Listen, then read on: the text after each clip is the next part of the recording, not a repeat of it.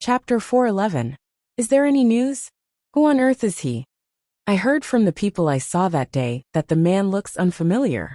He doesn't seem to be very famous in the Qing'an prefecture. Could it be that he isn't from the Qing'an prefecture? This is outrageous. The Luo Shui goddess belongs to the Qing'an prefecture. How can she be taken away by an outsider? In just 2 days, topics such as, who on earth is the mysterious man beside the Luo Shui goddess? And what is the relationship between the outsider and the Luo Shui goddess? Immediately became the hot topic of discussion.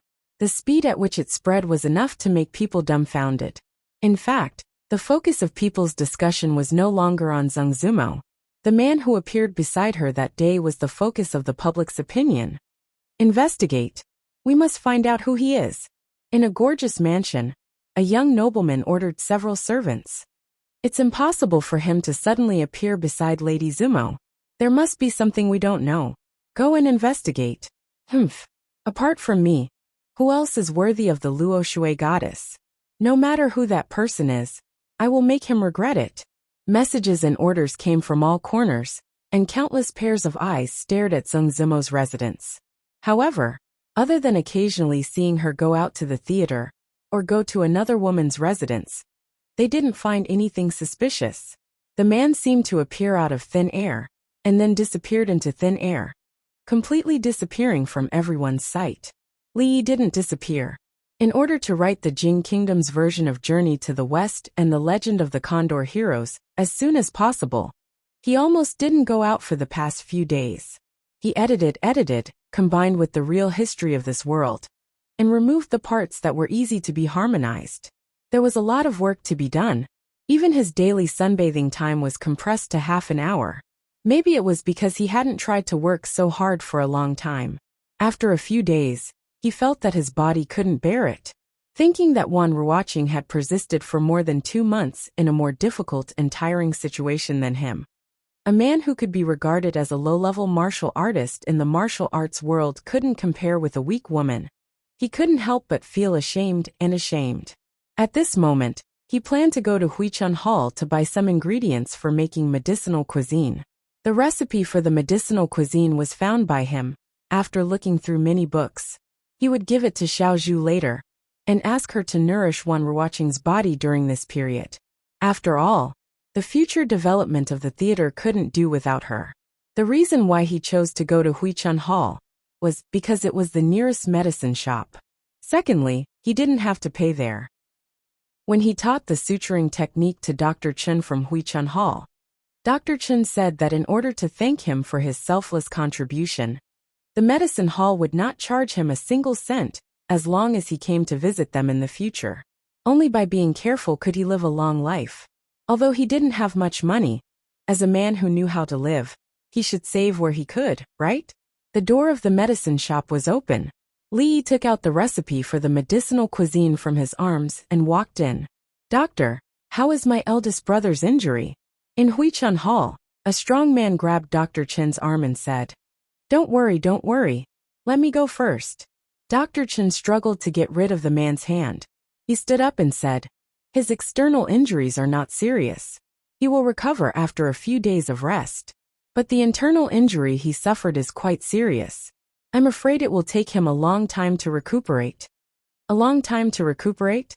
That is to say, my eldest brother won't die? The strong man pondered over Dr. Chen's words. After a moment, his face lit up, and he grabbed Dr. Chen's hand again and asked. Dr. Chen shook off his hand again. With one hand behind his back, he raised his head and looked like a lonely master. He said, Who am I? It's just a small injury. Of course it won't be fatal. That's great. The strong man cried out in surprise. Then he thought of something and said angrily, Those quacks said that even immortals couldn't save my eldest brother. They are all useless. Dr. Chen's medical skills are better. As a doctor, Dr. Chen was very happy to be praised by a patient. A smile also appeared on his old face. Glancing at the middle-aged man who was lying on the bed, his complexion much better than before, he secretly felt that it was not time for him to die. If he had come a few months earlier, he was afraid that he would have ended up the same as the quack that the man had mentioned. He could only come to the conclusion that even a deity would not be able to save him. What kind of divine person could come up with a method to stitch up people's wounds like a bag? It seemed incredible, but it could save people in times of crisis. He went to the capital once and personally handed this method to the imperial physician. When he left the capital, the imperial physician had already decided to promote this method to the world. If all the doctors in the world could learn this method, how many lives would be saved, and how much good karma would be created? Even if 1 in 10,000 of them were to fall on him, it would be enough to protect him from illness and disaster for several lifetimes. Thank you, divine doctor. Thank you. Just when Dr. Chun was distracted, the man had already knelt on the ground and kowtowed to him. It was a doctor's duty to treat and save people. Dr. Chun hurriedly bent down to help him up. However, the man was so strong that he could not move him at all even when he used all his strength. Seeing a figure enter Huichun Hall, Dr. Chun was stunned for a moment and immediately said, "Don't thank me. If you want to thank someone, thank that Lord." The suturing technique used to save your elder brother's life was suggested by that Lord. Although the man's brain was not good enough most of the time, it was not to the extent that he could not understand this sentence.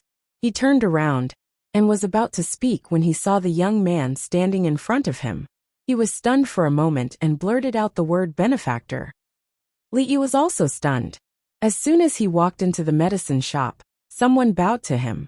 What was even more unexpected was that the guy kneeling on the ground was the stupid and cute mountain bandit who wanted to rob him a few days ago, but was mercilessly humiliated by Mississippi Lou. He looked at Dr. Chun with a puzzled expression. His meaning was obvious. What was the situation in front of him? The process of the matter was not complicated. After Dr. Chun explained a few words, Li Yi finally figured out the situation.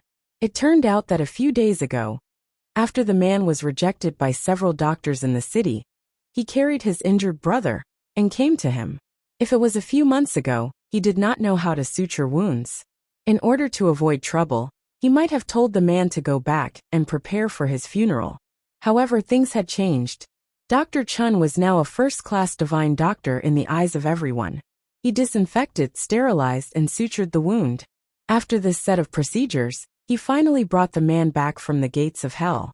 Hence, the scene of the man kowtowing today. However, Dr. Chun knew better than anyone else that although he was the one who saved the man, the person this man should thank the most should be Li Yi. "Benefactor, we owe you our lives." After knowing the truth, the man patted his chest and said with a serious expression, "If you have any errands in the future, just let me know. I won't frown even if I have to climb a mountain of swords or plunge into a sea of flames." Li thought to himself, "How is this owing a life? If it weren't for your stupidity, you would have died under Mississippi Lou's sword a few days ago when you blocked the road to rob him. How would you have the chance to kneel here and kowtow?" Chapter 412. You don't have to. You don't have to. Li Yi waved his hand.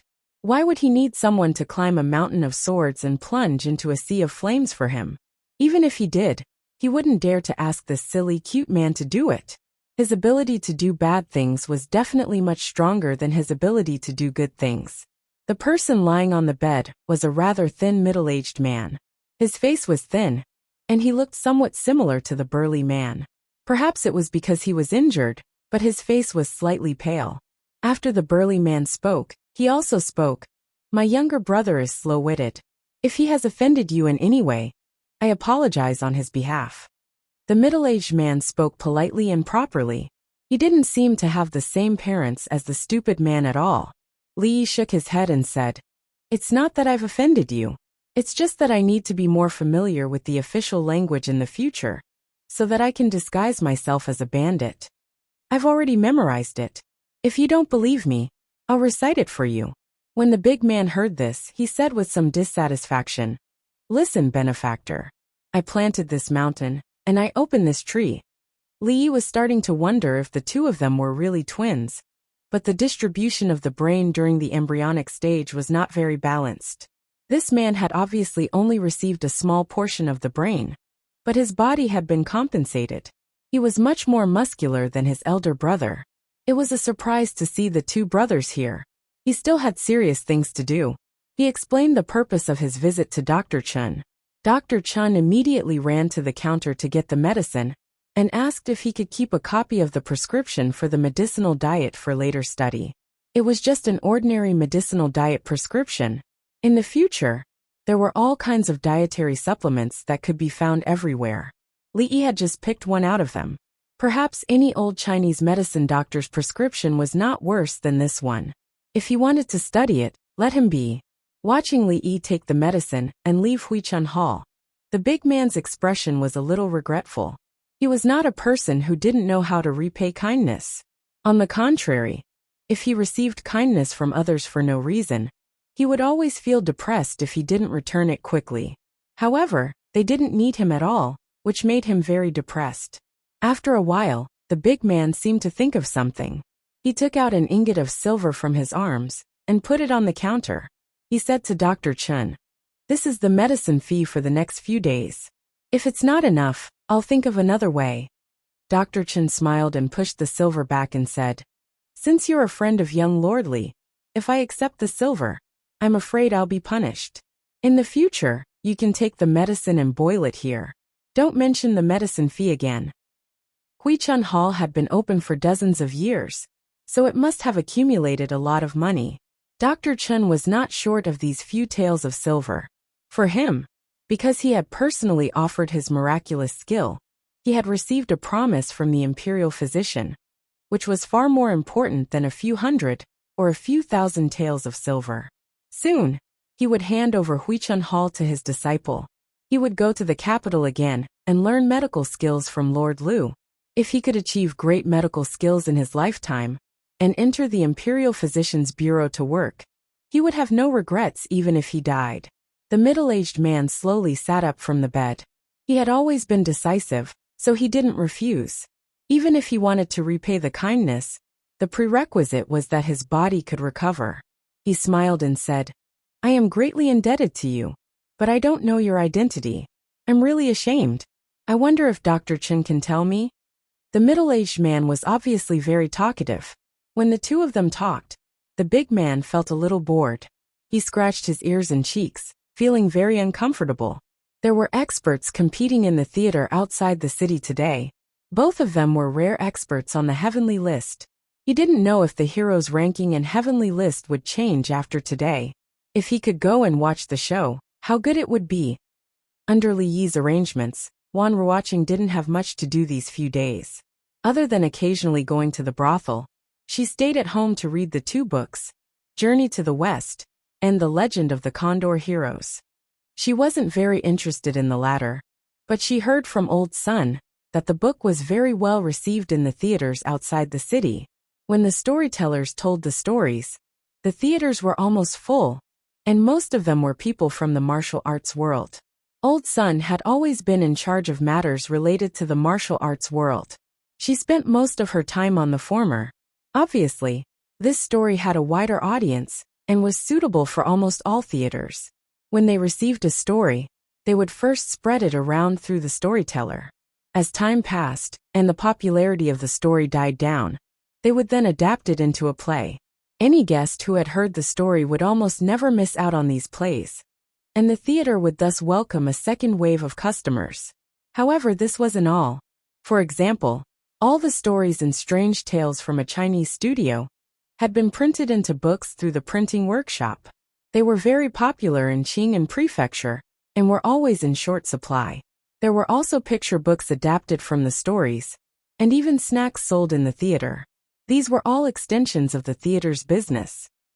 In her free time, she would occasionally think about how the brothel, which had only had a dozen people and was struggling to survive, almost falling apart, had grown into such a colossus in such a short period of time. Originally, she just wanted to live with Yuzhu in Qing'an Prefecture. Even if they weren't rich, they could still get by. She never thought that a day would come where she could decide the fate of countless actors with a single thought.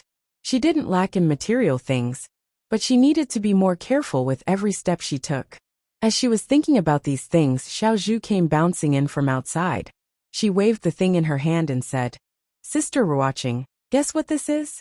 Wan Ruoqing didn't answer, because she knew that with Xiao Zhu's personality, she would definitely say it in the next moment. This is the medicine that Li Li just sent over. He said it's for some kind of medicinal cuisine. Xiao Zhu put the thing in her hand on the table and said, "This time, he told me to take good care of you. You're not allowed to sleep late, and you're not allowed to care about the things in the theater. You just have to take care of your body." The young girl said with a smile, "Don't worry. I'll definitely raise you until you're fair and fat. Otherwise, how can I be worthy of the salary he paid me?" With that, she picked up the things on the table again and ran to the kitchen. "Let me do some research first. What exactly is this medicinal cuisine?" Wan Ruoqing stood up and walked into the courtyard. She stretched her body. Outside the courtyard walls, there were flowing clouds floating in the sky, separated by a wall. The sound of two people coughing could be heard. "Miss, it's burnt again." The young girl coughed as she said, "Miss, forget it. You can't make this. Let's go out and buy it. Or we can go to Miss Ruoqing's place to eat." Drunk Imo seemed to have been stimulated a few days ago, and became even more passionate about the kitchen. However, although her painting skills were superb and her singing skills were also extraordinary, she didn't seem to have much talent in cooking. After a few days, not only did she not improve at all, but her ability to make that little courtyard a mess was increasing day by day. "Today's dishes, as usual, I have to make more." Thinking this in her heart, she walked towards the kitchen. "These are all groundless rumors. Can you believe them?" Li Yi rolled his eyes at Mississippi Lu and pushed the little servant girl's pitiful head to the side. "But the people outside are saying," and Xiao Huan's face was bitter. The people outside were saying that the goddess of Luo Shui already had someone she liked, and the person she liked was the #1 scholar in Qing'an Prefecture. Wasn't that the son-in-law? There was another half of the sentence that she didn't say. The person in the painting that the son-in-law still hid in the room was that person. "Rumors, they're all rumors." Li Yi shook his head and said, "In the past, I owed someone a favor. I wanted to write a few poems to repay it, but I didn't expect that it would be misinterpreted by others and become like this. Rumors are fiercer than tigers. In the future, don't believe them so easily." "What favor?" Mississippi Lu was always able to grasp the main point in time. This. He couldn't tell Mississippi Lu in front of her that if she hadn't disguised herself as a man to check the jade yard, he wouldn't have owed her this favor. Li Yi waved his hand and said, "What favor is not important? Think about it. Who is the goddess of Luo Shui? She is the most beautiful woman in Qing'an Prefecture. She is the goddess in the hearts of all men. The number of men chasing after her can line up from Rui Square to outside the prefectural city. How could it be possible?" If he continued, it would seem like he was belittling himself. Li looked at them and said, "Furthermore, these few months, we haven't been in Qing'an Prefecture. You don't believe your own eyes and actually believe those street rumors?" "I knew the son-in-law wouldn't." The little servant girl's eyes immediately turned into crescent moons and dimples appeared at the corner of her mouth. Mississippi Lu thought for a moment, and felt that what Li Yi said was very reasonable. She then looked at him and asked, "The most beautiful woman in Qing'an Prefecture?" He shouldn't have said all this to them just now, especially to Mississippi Lu. He didn't even know what she was focused on. He had to go and talk to Rui. It was time to discipline this sister of hers. Rui's skills. Rui was tidying up her clothes in the room. She looked at Li Yi, who was leaning against the door, and thought for a moment. She said, "Although Rui is young, she is very talented in martial arts. With her current strength, as long as she doesn't encounter a grandmaster, she can basically be in a position of invincibility. However, because of her age and experience, she actually doesn't have much experience in fighting. If she meets an experienced master at the same level, she may be at a disadvantage." "Are there many grandmaster masters in the martial arts world?" Li thought for a moment and asked. Rui smiled and shook her head. She said, "The threshold to become a grandmaster is very high. In the martial arts world, including those martial arts seniors who are not well known, the number of grandmasters can be counted with 2 hands. Moreover, when martial arts reach that level, they have already returned to their original state, and their state of mind will also improve. They rarely fight with others. so the possibility of meeting them is too small. With this, Li Yi was relieved. In other words, below the Grandmaster level with Mississippi Lu's strength, she could be proud in the martial arts world. And those who could beat her were definitely rare in this world. The probability of meeting them was not much higher than winning the lottery. Then let her be. Mississippi Lu always had excess energy. It was better to find a place for her to vent than to let her find trouble with him. The Wuling Hero List, produced by the theater, now had a lot of credibility and authority in the martial arts world, and was recognized by many people in the martial arts world. Of course, after a few months, the current rankings had already undergone earth-shattering changes. Naturally, there was no change in the Grandmaster list. Those mysterious martial arts legends had long been recognized by the public. No one would be confident enough to challenge the names on the list. However, the Heaven ranking was just below the Grandmaster ranking, and was also the most important and eye-catching ranking of the Wuling Hero ranking. It changed almost every few days, and new names would appear on it from time to time. The original rankings on it were also constantly changing. The martial arts competition in the martial arts world was popular because of this list. Everyone was proud of having a ranking on the hero list. Every day, there were people in the theater who would classify and organize the information collected to ensure the timeliness and fairness of the list. There were even storytellers who turned the ranking battles into wonderful stories. Those in the martial arts world, who did not have the chance to see the battle with their own eyes, were also satisfied. It also made Oldman's son and the others count money until their hands were cramping. However, no matter how the ranking on the list changed, the first place of the Heaven list still belonged to a woman. Although that position originally represented strength and status, when other people increased their ranking through battle after battle, they never saw the first place of the Heaven list. Even when someone announced that they wanted to challenge the first place never responded. As time went on, naturally, there would be many discordant voices. Especially those who were ranked at the top. They probably had some complaints. Some people even secretly talked about the shady business of the list, saying that the first place of the Heaven list did not live up to its name and should be replaced as soon as possible. Otherwise, it would be unfair. Mississippi Lu heard two people in the martial arts world talking about this when she was shopping one day. At the same time, it was also the first time she heard that the theater outside the city actually provided a place for martial arts people to compete and learn from each other. The ranking was determined by victory and defeat. She had long been dissatisfied with the fact that her name was not on the list. The next day, she single-handedly defeated the 9th place of the Heaven list, a master who happened to be in Qing'an Prefecture. She entered the top 10 of the Heaven list in her first battle. Ever since the World of Martial Arts Hero Ranking Board was released, there would be an unknown dark horse who would appear once every few days. They would defeat powerful players who had been famous for a long time and charge into everyone's sights. But this was the first time someone had defeated someone in the top 10 of the Heaven Ranking Board. Considering that the 9th place did not even last for the time it took for a stick of incense to burn before he surrendered, the person in charge of adjusting the ranking temporarily put her in the 5th place. It was also at this time that the people knew her name, Lu Rui. They were both extremely skilled in martial arts, had a similar name, and were both in Qing'an Prefecture. They would not believe that she did not have a relationship with the first place of the Heaven list, Lu Rui.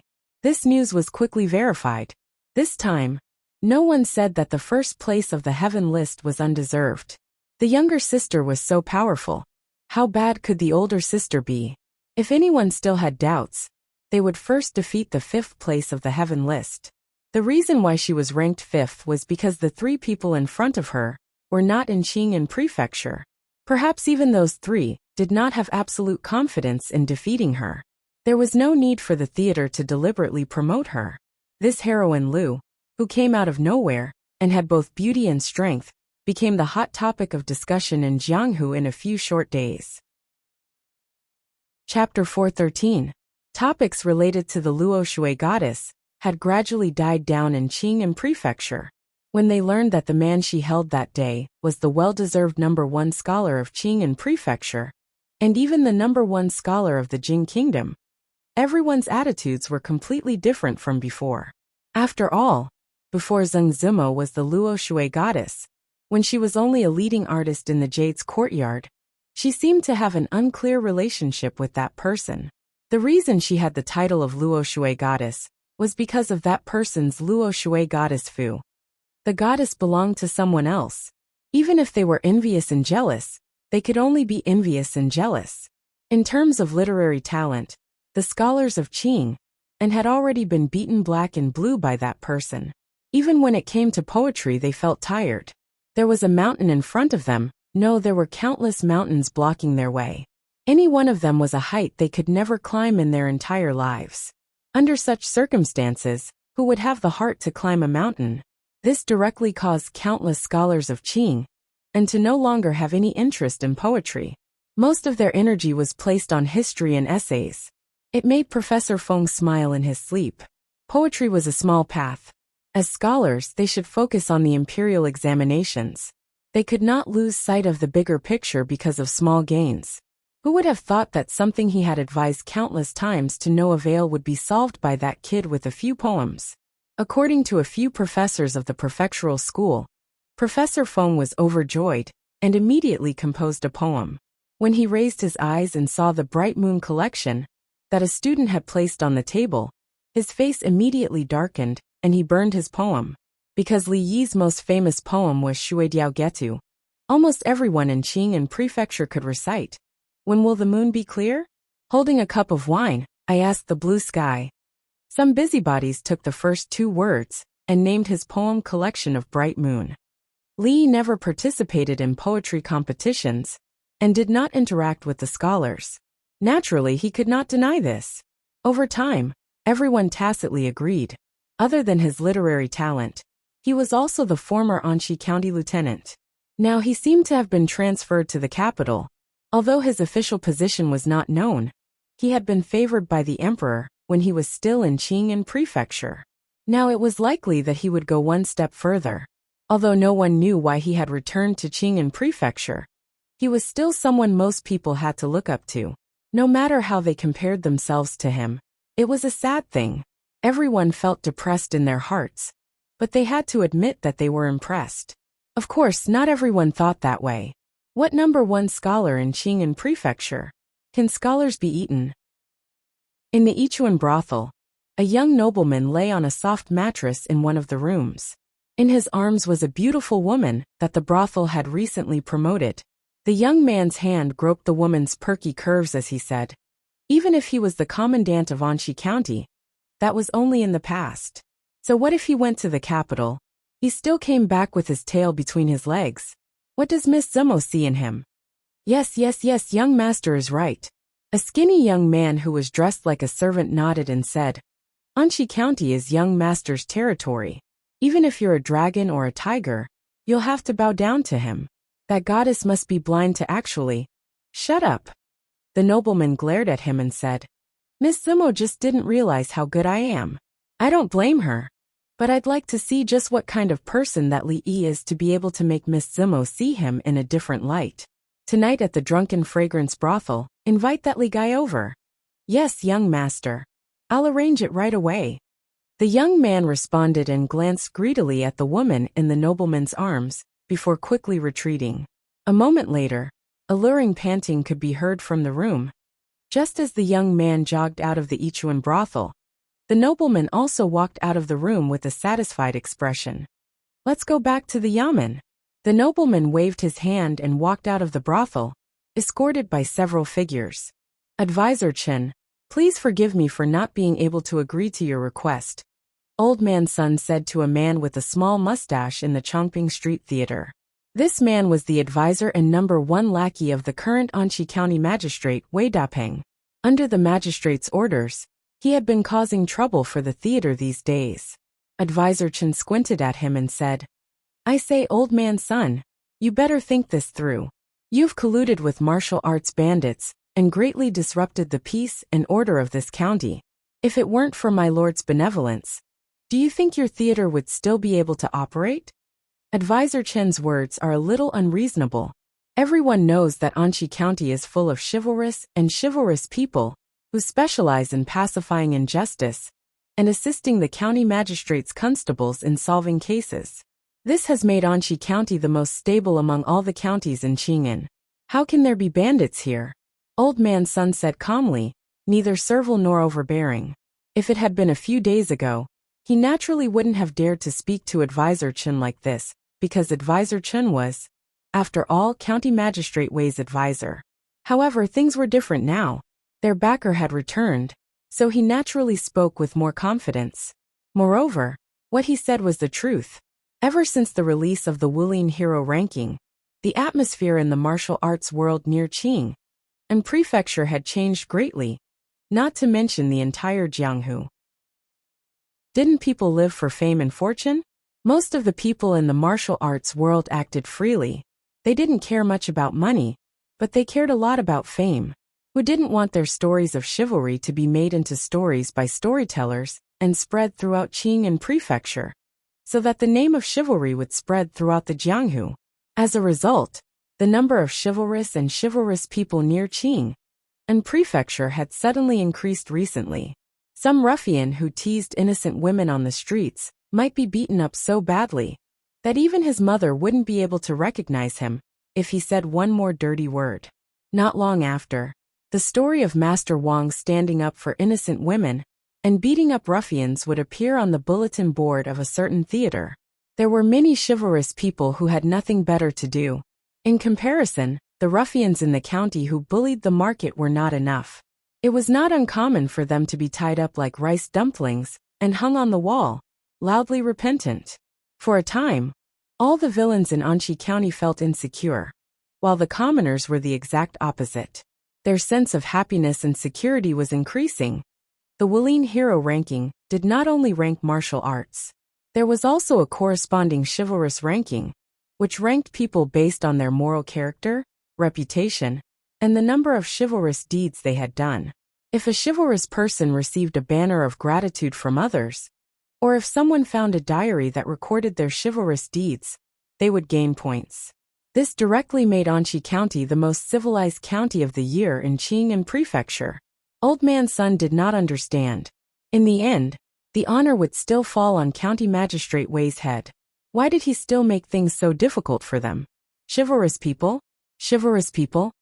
Advisor Chen pursed his lips and said, "They're just a motley crew.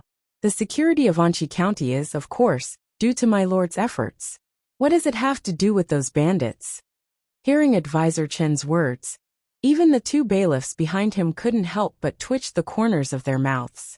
The security of Anqi County was, of course, due to the former county lieutenant. After the county lieutenant left, it was the theater that drove those chivalrous people from the martial arts world that contributed the most. It had nothing to do with County Magistrate Wei. He was just lucky to have taken over Anqi County at this time. If he was really as brilliant as Advisor Chen said, why would he have been transferred from the capital to Qing and Prefecture? Chapter 414. Old Sun looked at Advisor Chen and said faintly, "I'm sorry, Advisor Chen. If you have anything to say, you should speak to our boss." The theater still had a long way to go. He would never let his blood, sweat, and tears be destroyed in the hands of others. Of course, not only would he not agree, but young Surly would not agree either. "Who is your boss?" Advisor Chen asked with a frown. Old Sun pointed in the direction of the door. "That's him." Advisor Chen turned his head and looked at the young man walking in. He was slightly startled. He didn't think that the boss of the theater, which was almost everywhere in Qing and Prefecture, would be so young. In his shock, he didn't notice that the two bailiffs standing beside him became excited when they saw the young man. "I don't care who is in charge here. My boss has condescended to host a banquet at Drunken Fragrance Tower tonight. He has invited some merchants like you. Remember, this is your last chance." Advisor Chen said coldly. He then turned to the two bailiffs and said, "Let's go." It wasn't until a long time after he left the theater that he felt something was missing. He looked around and found that the two bailiffs who were supposed to be following him were gone. "Sir, you're back." The two bailiffs immediately walked to Li Yi's side and said excitedly the moment Advisor Chen walked out of the door. Li looked at the two and smiled. "Danny Wei Chong, I haven't seen you in a few months. You two seem to have regressed. Dania laughed awkwardly. Ever since Sir Lou left, County Magistrate Wei only used his own confidence in the county government. The days of old bailiffs like them were not good. During this time, bailiffs Daniel and the others have helped us a lot. Otherwise, our days would have been even more difficult before Sir returned. Old Sun said with a smile. It's only right, it's only right. Dania rubbed his head and smiled. I was thinking of quitting this lousy bailiff position and finding a job here. It's better than being bullied in the county government. All right. If you don't want to be a constable, do you think your wife will forgive you? Li Yi waved his hand, sat down on the chair next to him, and said, just in time. Tell me, what's going on with that Lord Wei? What's the situation in the county government now? No one knew these things better than Daniel and the others. Daniel stepped forward and immediately said, This is Sir Wei. He came here after Sir Lou was transferred to the capital to be a high-ranking official. I heard that he used to be an official in the capital, but I don't know what kind of official he was. Usually his eyes are on his head. Even Magistrate Wang and Secretary Zheng didn't look him in the eye. Magistrate Wang was very sad. He was so sad that he couldn't even taste his favorite tea. He was healthy, his children were filial, and his married life was harmonious. The only thing that could trouble him was his career. 2 months ago, on a sunny day like today, he and Magistrate Liu had rare leisure time. They drank tea and chatted in a secluded place in the back of the government office. Anqi County had become a model for all the counties in Qing and Prefecture, and even the whole country. Even the imperial court had praised it. As parents and magistrates, they naturally gained a lot of credit. The two of them, who originally didn't have much hope for an official career, couldn't help but feel a little ambitious as they chatted. He still remembered County Magistrate Lu's high-spirited appearance that day. At that time, he had even flattered him. It was probably because County Magistrate Lu's forehead was full of vigor, and his glabella was shining.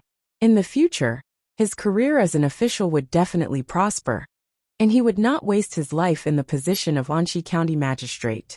Before the two of them finished their cup of tea, a Yamen runner came to report that the imperial court had sent an urgent document. What happened after that could be described as a twist and turn of events. Magistrate Liu was really promoted. The Anqi County Magistrate inexplicably became the capital magistrate. It seemed that they were both county magistrates, but there was a huge difference between them. Although Anqi County was also a superior county, the Anqi County Magistrate couldn't be compared with the capital magistrate in terms of rank, status, and future. One could only drink tea and chat in a place 800 miles away from the capital, while the other entered the real center of power in this country. Many people said that one couldn't be a capital magistrate for 3 lifetimes, which meant that one could only be a capital magistrate if he didn't practice morality for 3 lifetimes in a row. It was like saying that the grapes were sour. Whoever believed it would be an asshole. Although County Magistrate Wang was envious of County Magistrate Liu, he was still a little happy in his heart. After all, in Anqi County, as the second in command, he was only half a rank lower than Magistrate Liu. Of course, those big shots in the magistrate's office were not included. Generally speaking, when Magistrate Liu left, he could also move up a bit. Although it was only half a rank, he was still a top official, wasn't he? However, Magistrate Wang didn't receive an imperial edict from His Majesty, but County Magistrate Wei came. County Magistrate Liu became County Magistrate Wei, but Magistrate Wang was still the same Magistrate Wang. What made him even more depressed was that County Magistrate Wei was transferred from the capital and seemed to be very familiar with a big shot in the magistrate's office. He had only been here for 2 months, but he already had the absolute initiative in the county government. He and Secretary Zheng were completely powerless, and Magistrate Wang was even more leisurely than before. Dog official, Magistrate Wang spat. After taking a sip of tea, he heard a voice coming from behind. Sir, the tea is cold. Do you need another cup? Pooh. Magistrate Wang spat out all the famous tea that he usually didn't bear to take out. He turned around in panic. When he saw the person standing behind him, he scolded angrily. Bastard, when did you come here? Just when Sir scolded me as a dog official. Daigneau scratched his head and said with grievance. Then he showed an interested expression and said, "Sir, who were you scolding just now?" "I was scolding myself." Magistrate Wang's little heart was still pounding.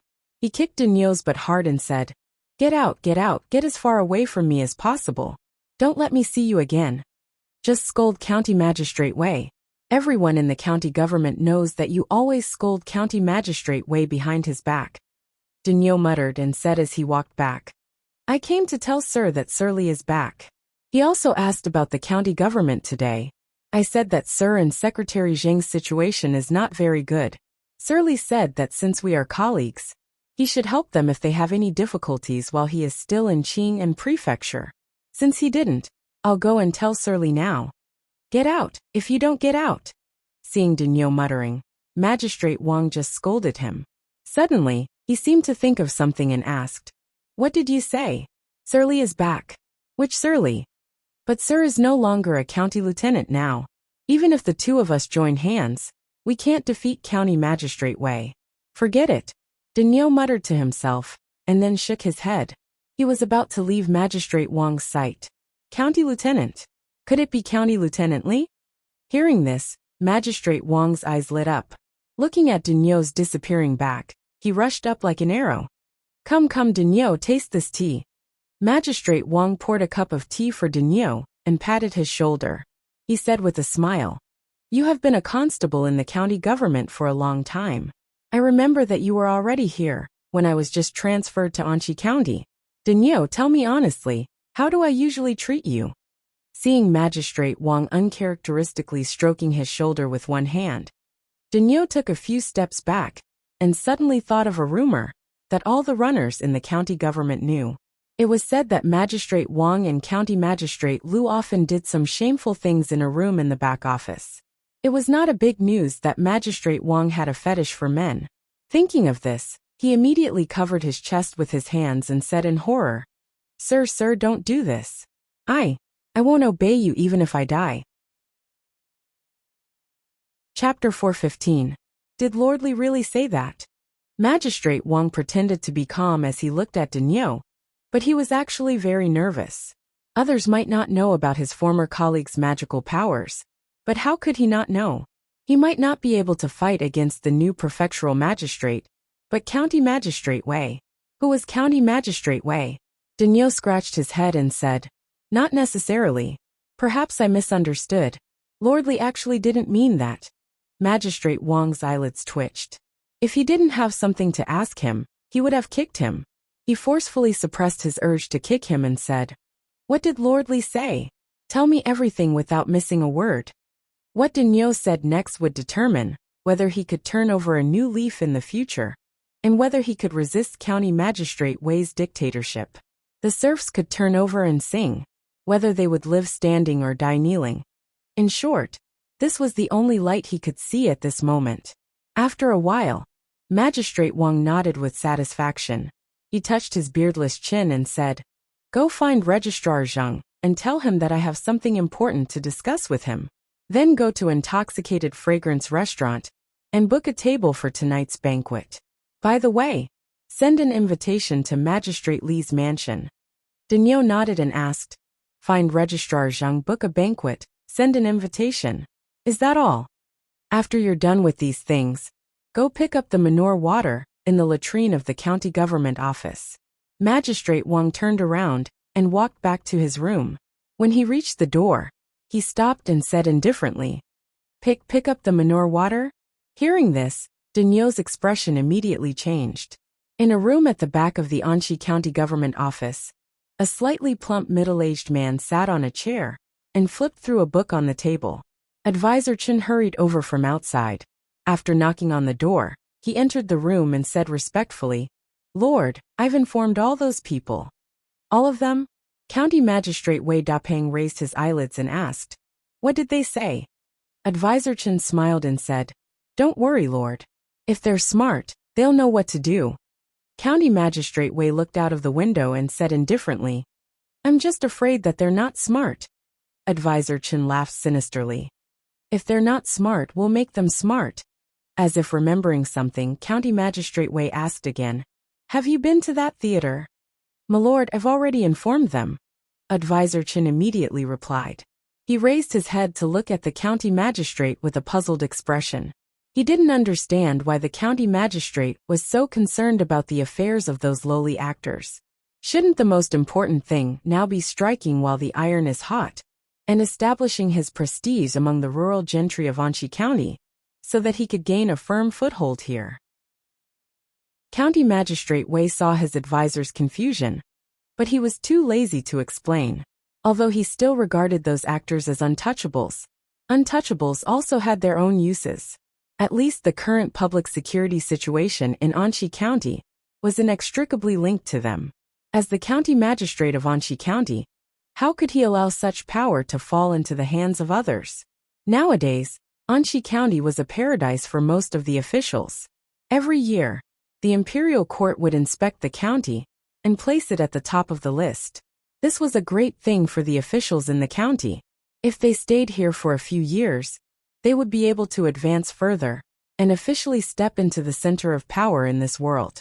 For example, he had coveted the position of his predecessor, the capital magistrate, for a long time. Has that kid been well behaved recently? County Magistrate Wei asked again. Although he usually didn't discipline his son much, he had just arrived at Qing'an Prefecture. In the prefectural city, there were countless people that even he couldn't afford to offend. That kid thought that he could do whatever he wanted after coming to Qing'an Prefecture from the capital. He had caused a few troubles for him previously, and now that he had yet to gain a firm foothold here, he had to be kept in check. The young master has been much more well-behaved these days, but he has been loitering around the brothels a little. He seems to have some interest in a famous woman in Qing'an Prefecture. Before Advisor Chun could finish, County Magistrate Wei waved his hand and interrupted him. Loitering around the brothels was nothing. As for the woman he liked, if her family was clean, he could even bring her back as a concubine. County Magistrate Wei had never cared about such things. As Advisor Chen walked out of the room, on the other side of the prefectural city, Yang Liuqing, who was cleaning the courtyard and thinking about what her master had said, suddenly raised her head and looked at the skinny young man who had just walked in. Li is, the young man said loudly. When he saw the young girl in the courtyard, his eyes immediately widened, and he swallowed the words he wanted to say. What is it? Yang Liuqing frowned slightly. The young man's gaze made her feel very repulsed. If he hadn't come to find her martial uncle, she would never have let him take a step into this courtyard. Ah, this lady is. The young man walked over with a smile. Yang Liuqing's eyebrows raised and she said, If you have something to say, hurry up and say it. If you don't want to say it, then scram. As the #1 follower of the county magistrate's son, she followed him in and out of the brothels all day. She had seen all kinds of beautiful girls, but none had dared to speak to her with such an attitude. The young man's face darkened and he said, Do you know who I am? Even that Li Yi doesn't dare to speak to me like this. Originally, Yang Liuqing was still hesitating, but after hearing the young man's words, she finally stopped thinking. She picked up the broom and walked over.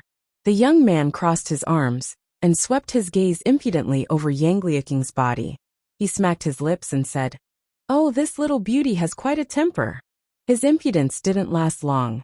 Not long after, a scream came from the courtyard, and a figure directly flew out of the courtyard. The young man rolled on the ground for 3 to 5 feet.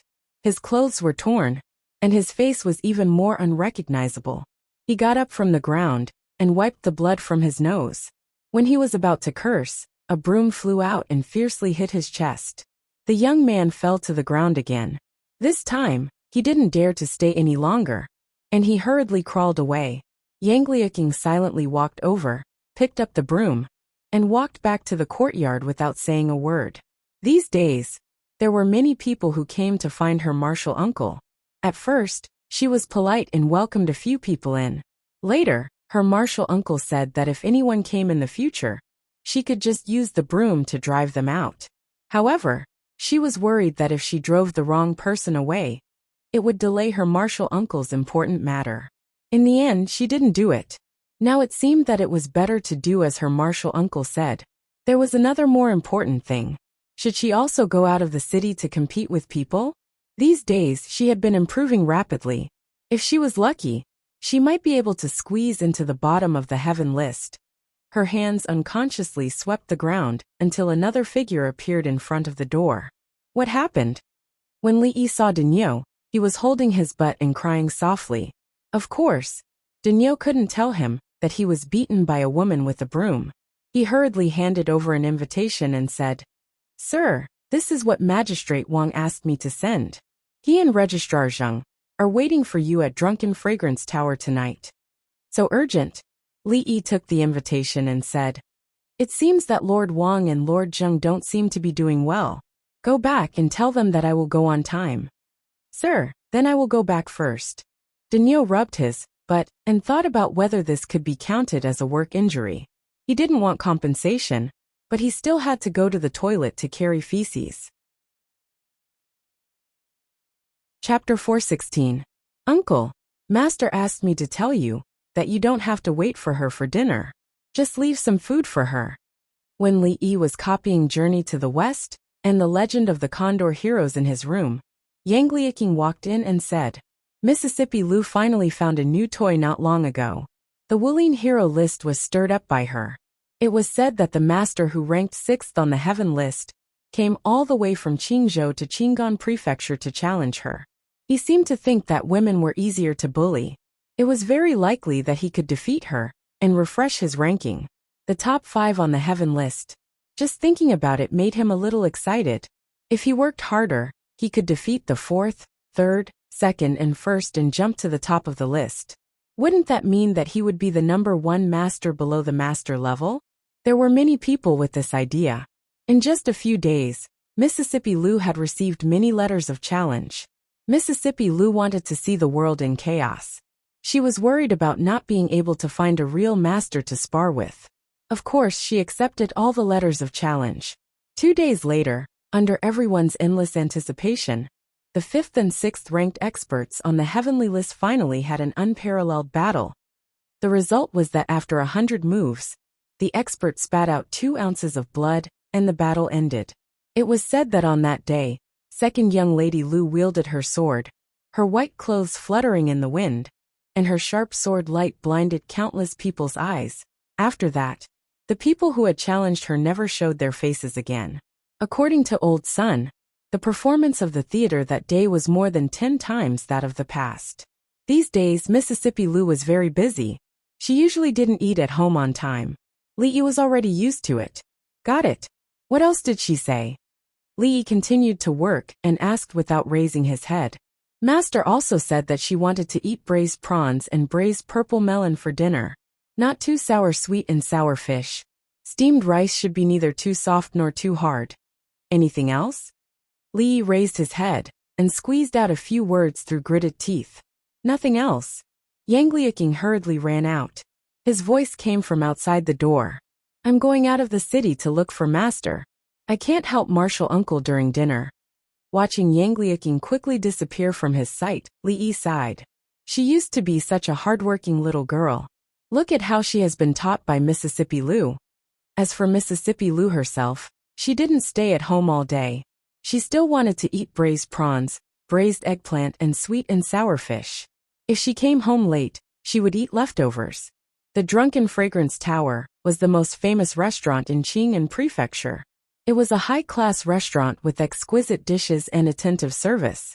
It was the first choice for high officials and nobles to treat their guests.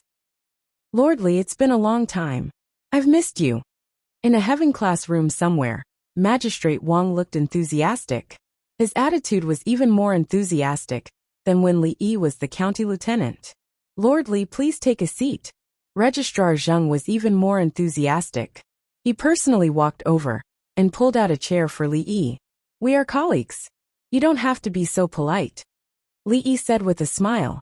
When he was the county lieutenant, he basically fished for 1 day and dried for 10 days. He didn't have much friendship with Magistrate Wang and Registrar Zheng. But after a few months, when he saw them again after the trip to the capital, he felt inexplicably closer. Magistrate Wang cupped his hands and said with a face full of smiles, "First of all, I have to congratulate Lord Li on being conferred a noble title. Since His Majesty ascended the throne, it has been extremely rare to be conferred a noble title. Lord Li's strong royal favor really makes me envious. Registrar Zheng also showed envy on his face. Why did they become officials? It was to bring honor to their ancestors and fight for a good inheritance for their descendants. Being promoted to a noble title was what they had been pursuing all their lives. They worked hard for half of their lives, but their lives became more and more miserable. Looking at Lord Li, he was so young. Alas, the more they thought about it, the more they felt that they were complete failures. Li Yi smiled and said, "What's there to be envious about, Lord Wang? Even His Majesty has praised Anqi County many times. Now that County Magistrate Liu has become the magistrate of the capital, the two of you will naturally have bright futures ahead of you." Alas, Lord Li doesn't know. Magistrate Wang sighed and said with great sorrow, "I really miss the days when Lord Liu was still around." Standing behind Magistrate Wang, Daniel and another constable glanced at each other, and they both saw the fear in each other's eyes. Then they quietly took 2 steps back. In their minds, they had already made up a lot of 18 forbidden stories about Magistrate Wang and County Magistrate Liu that had to be told. After listening to Magistrate Wang and Registrar Zheng talk about County Magistrate Wei's behavior after being transferred to Anqi County, Li Yi pretended to be surprised and asked, "Lord Li, your situation has already deteriorated to such a state, but County Magistrate Wei is still so overbearing?" Magistrate Wang sighed and pointed to the top of his head, saying, "County Magistrate Wei was transferred from the capital. He already has a foundation and has the support of the magistrate's government, so he acts unscrupulously. The two of us have been working in Anqi County for many years, but we can't even compare to him for 2 months. Now, even the gentry who originally supported us are about to fall to his side." Li Yi was very clear about this.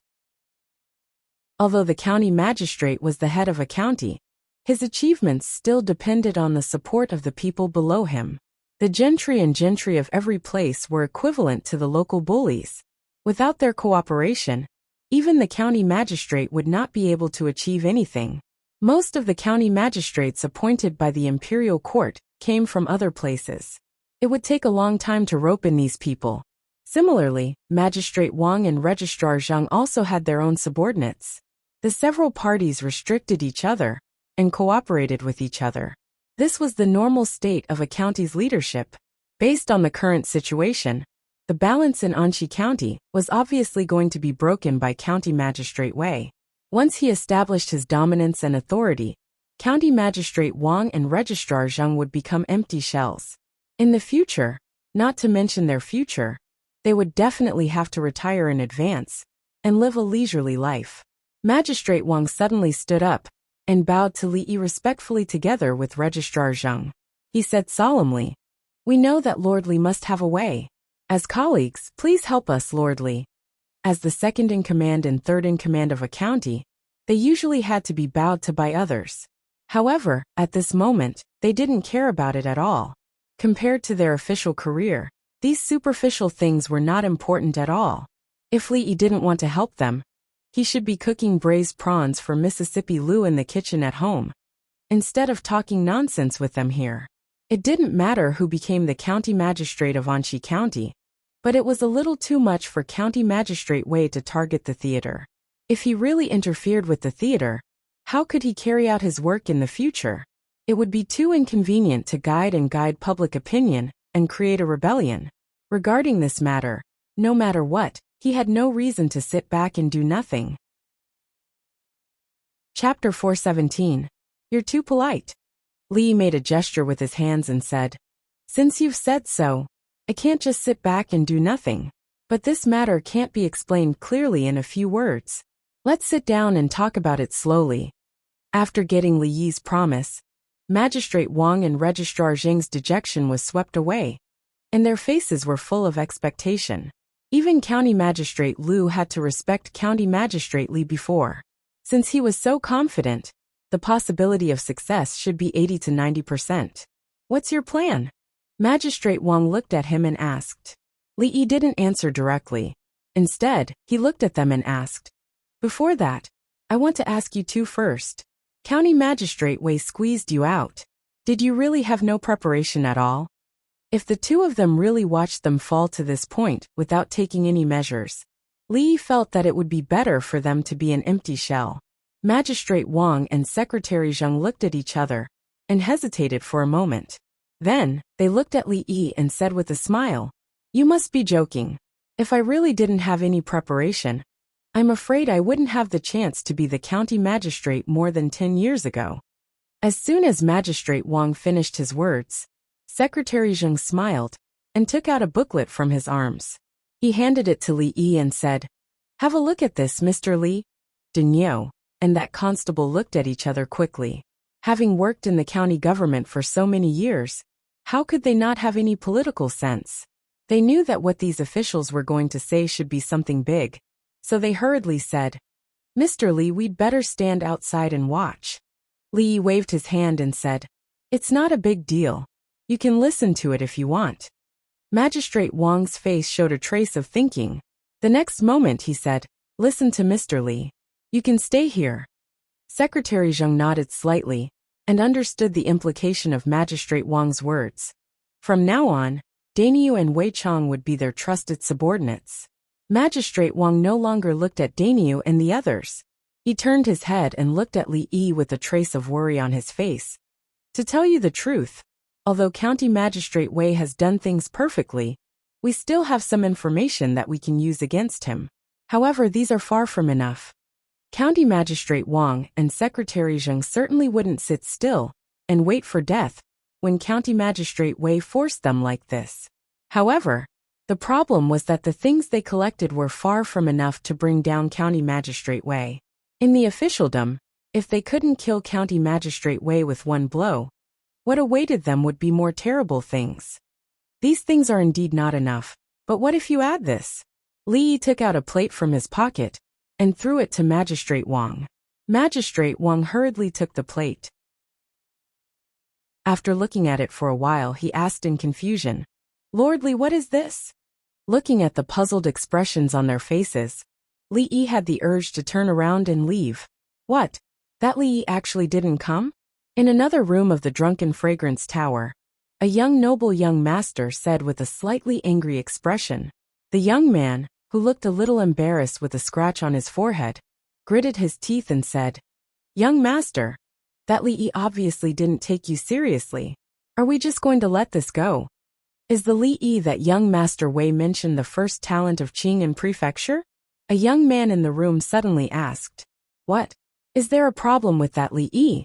The noble raised his eyebrows and said. The young man hesitated for a while and said, "Not really, but his background is indeed not that simple. If young Master Wei wants to touch him, you better be more careful." This young Master Wei had just arrived and hadn't heard the rumors about that person. Although he didn't know that much about that Li Yi, it was best to say what he knew to avoid unnecessary trouble. "Although my father doesn't allow me to cause any trouble during this period of time, you have hurt my people. If I just let this matter go, would I still have any face left?" Although he had already raised some vigilance in his heart, the noble young master was still unyielding with his words. The young man at the side suddenly thought of something and said, "Young master, sir seems to be at Drunken Fragrance Tower tonight. So what if my father is here?" The noble slammed the table and said, "I don't want to do anything. Can't I just have a meal here?"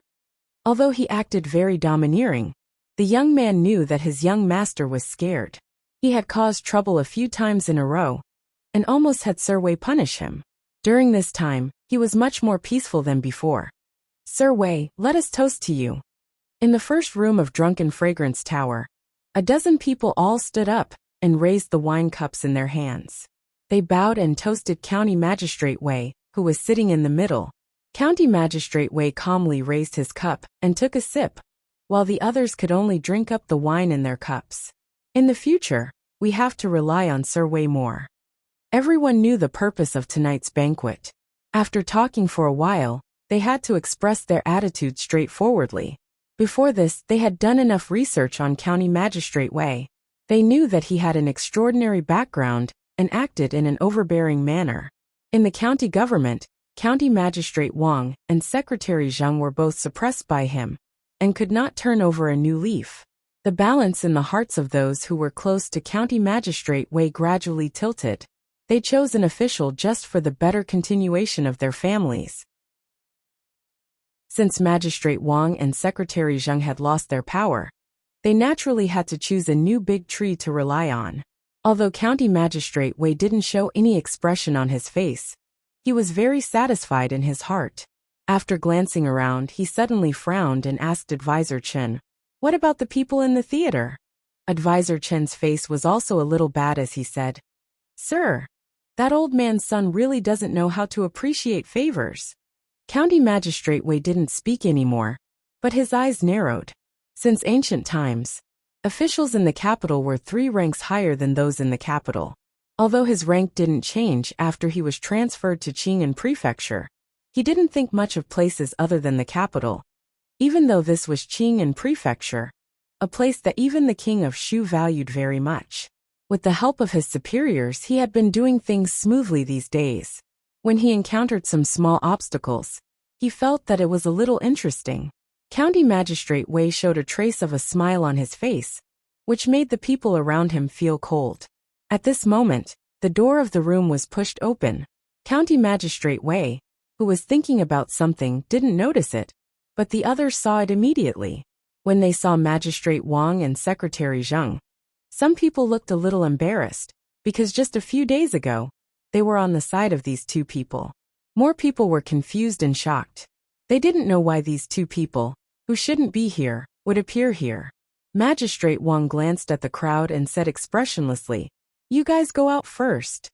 Even if Magistrate Wang was suppressed by County Magistrate Wei, they couldn't disobey him. When immortals fought, it was better for ordinary people like them to stay far away. County Magistrate Wei finally collected his thoughts. Seeing that everyone had left the door, he did not stop them. Instead, he looked up at County Magistrate Wang and Secretary Zheng and said with a smile, "Oh, I wonder what brings you here?" Although Magistrate Wang and Secretary Zheng were half a rank lower than the county magistrate, as the second-in-command and third-in-command of a county, County Magistrate Wei's attitude was extremely arrogant. Dainyu and Wei Chong had already closed the door, leaving only County Magistrate Wei and Advisor Chen.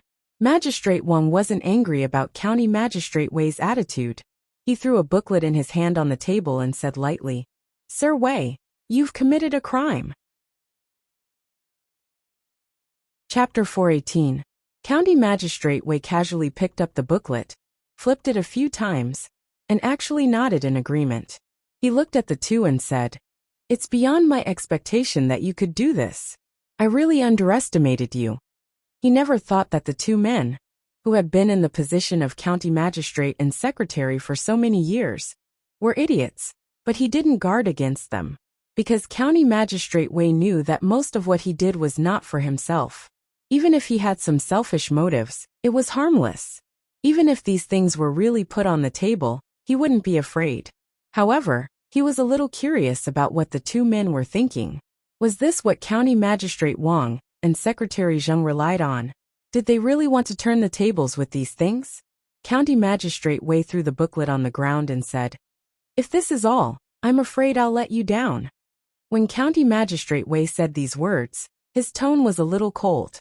County Magistrate Wang and Secretary Zheng chose the most inappropriate time and the most inappropriate place to offend him. Although it made him a little unhappy, he didn't have to worry about what he was going to do next. "We are colleagues. Why do you have to force us?" County Magistrate Wang sighed and bent down to pick up the booklet on the ground. County Magistrate Wei said lightly, "Things in officialdom are always involuntary. You have been an official for so many years. Don't you know this truth?" Clap. A crisp sound suddenly sounded in the room, like the sound of a piece of wood falling to the ground.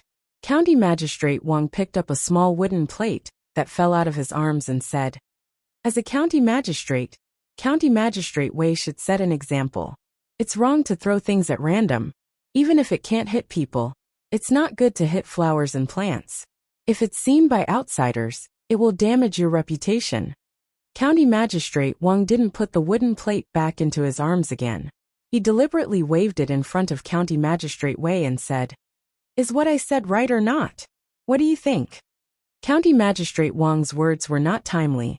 If there was no wooden plate, County Magistrate Wei would definitely think that there was something wrong with his brain and that he was talking nonsense.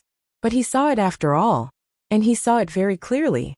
When he saw that extremely ordinary wooden plate, County Magistrate Wei's indifferent face disappeared, and his pupils suddenly shrank. "Sir, the dishes in the kitchen are not for sale. If you want to eat something, just tell us, and we will immediately prepare and send it to you. This won't do." The cook of Fragrant House looked helpless. The young man in front of him was simply the weirdest guest he had ever met. If he wanted to eat something, he could tell the waiter, and they would naturally prepare and send it to him as soon as possible. But he didn't order any dishes. Instead, he insisted to buy some fish and prawns and Kunlun purple melons. "Didn't up." The waiter behind the young man winked at the cook and said, "What are you talking about? This guest is a distinguished guest. Isn't it just a few dishes? Hurry up and prepare." If other guests had made such a request, they would have chased them out as troublemakers. However, the guests in the heavenly room were not ordinary. It was not worthwhile to offend them for such a small matter. The fish must be fresh, the prawns must be no less than 1 inch, and the Kunlun purple melons were the first batch of this year. It was not worthwhile to offend them for such a small matter. The fish had to be fresh, and the shrimp couldn't be smaller than 1 inch. As for the Kunlun purple melon, that was the first crop of the year. Even the restaurant couldn't meet the demand. This young master really knew how to pick. The fish must be fresh, the prawns must not be less than 1 inch, and the Kunlun purple melons, that was actually the first batch of this year. The supply could not meet the demand. This young man really knew how to choose. County Magistrate Wei came from the capital, so he shouldn't be as ignorant as those two. The Secret Intelligence Department was actually a sharp blade, hanging over the heads of all the officials, from the 7th-rank county magistrate to the 1st-rank officials. No one was not afraid of these people who dissociated from the law and represented the will of the emperor.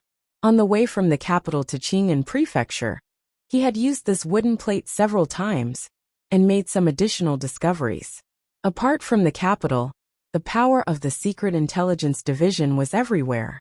The officials never knew their counselors, housekeepers, or even coachmen at home.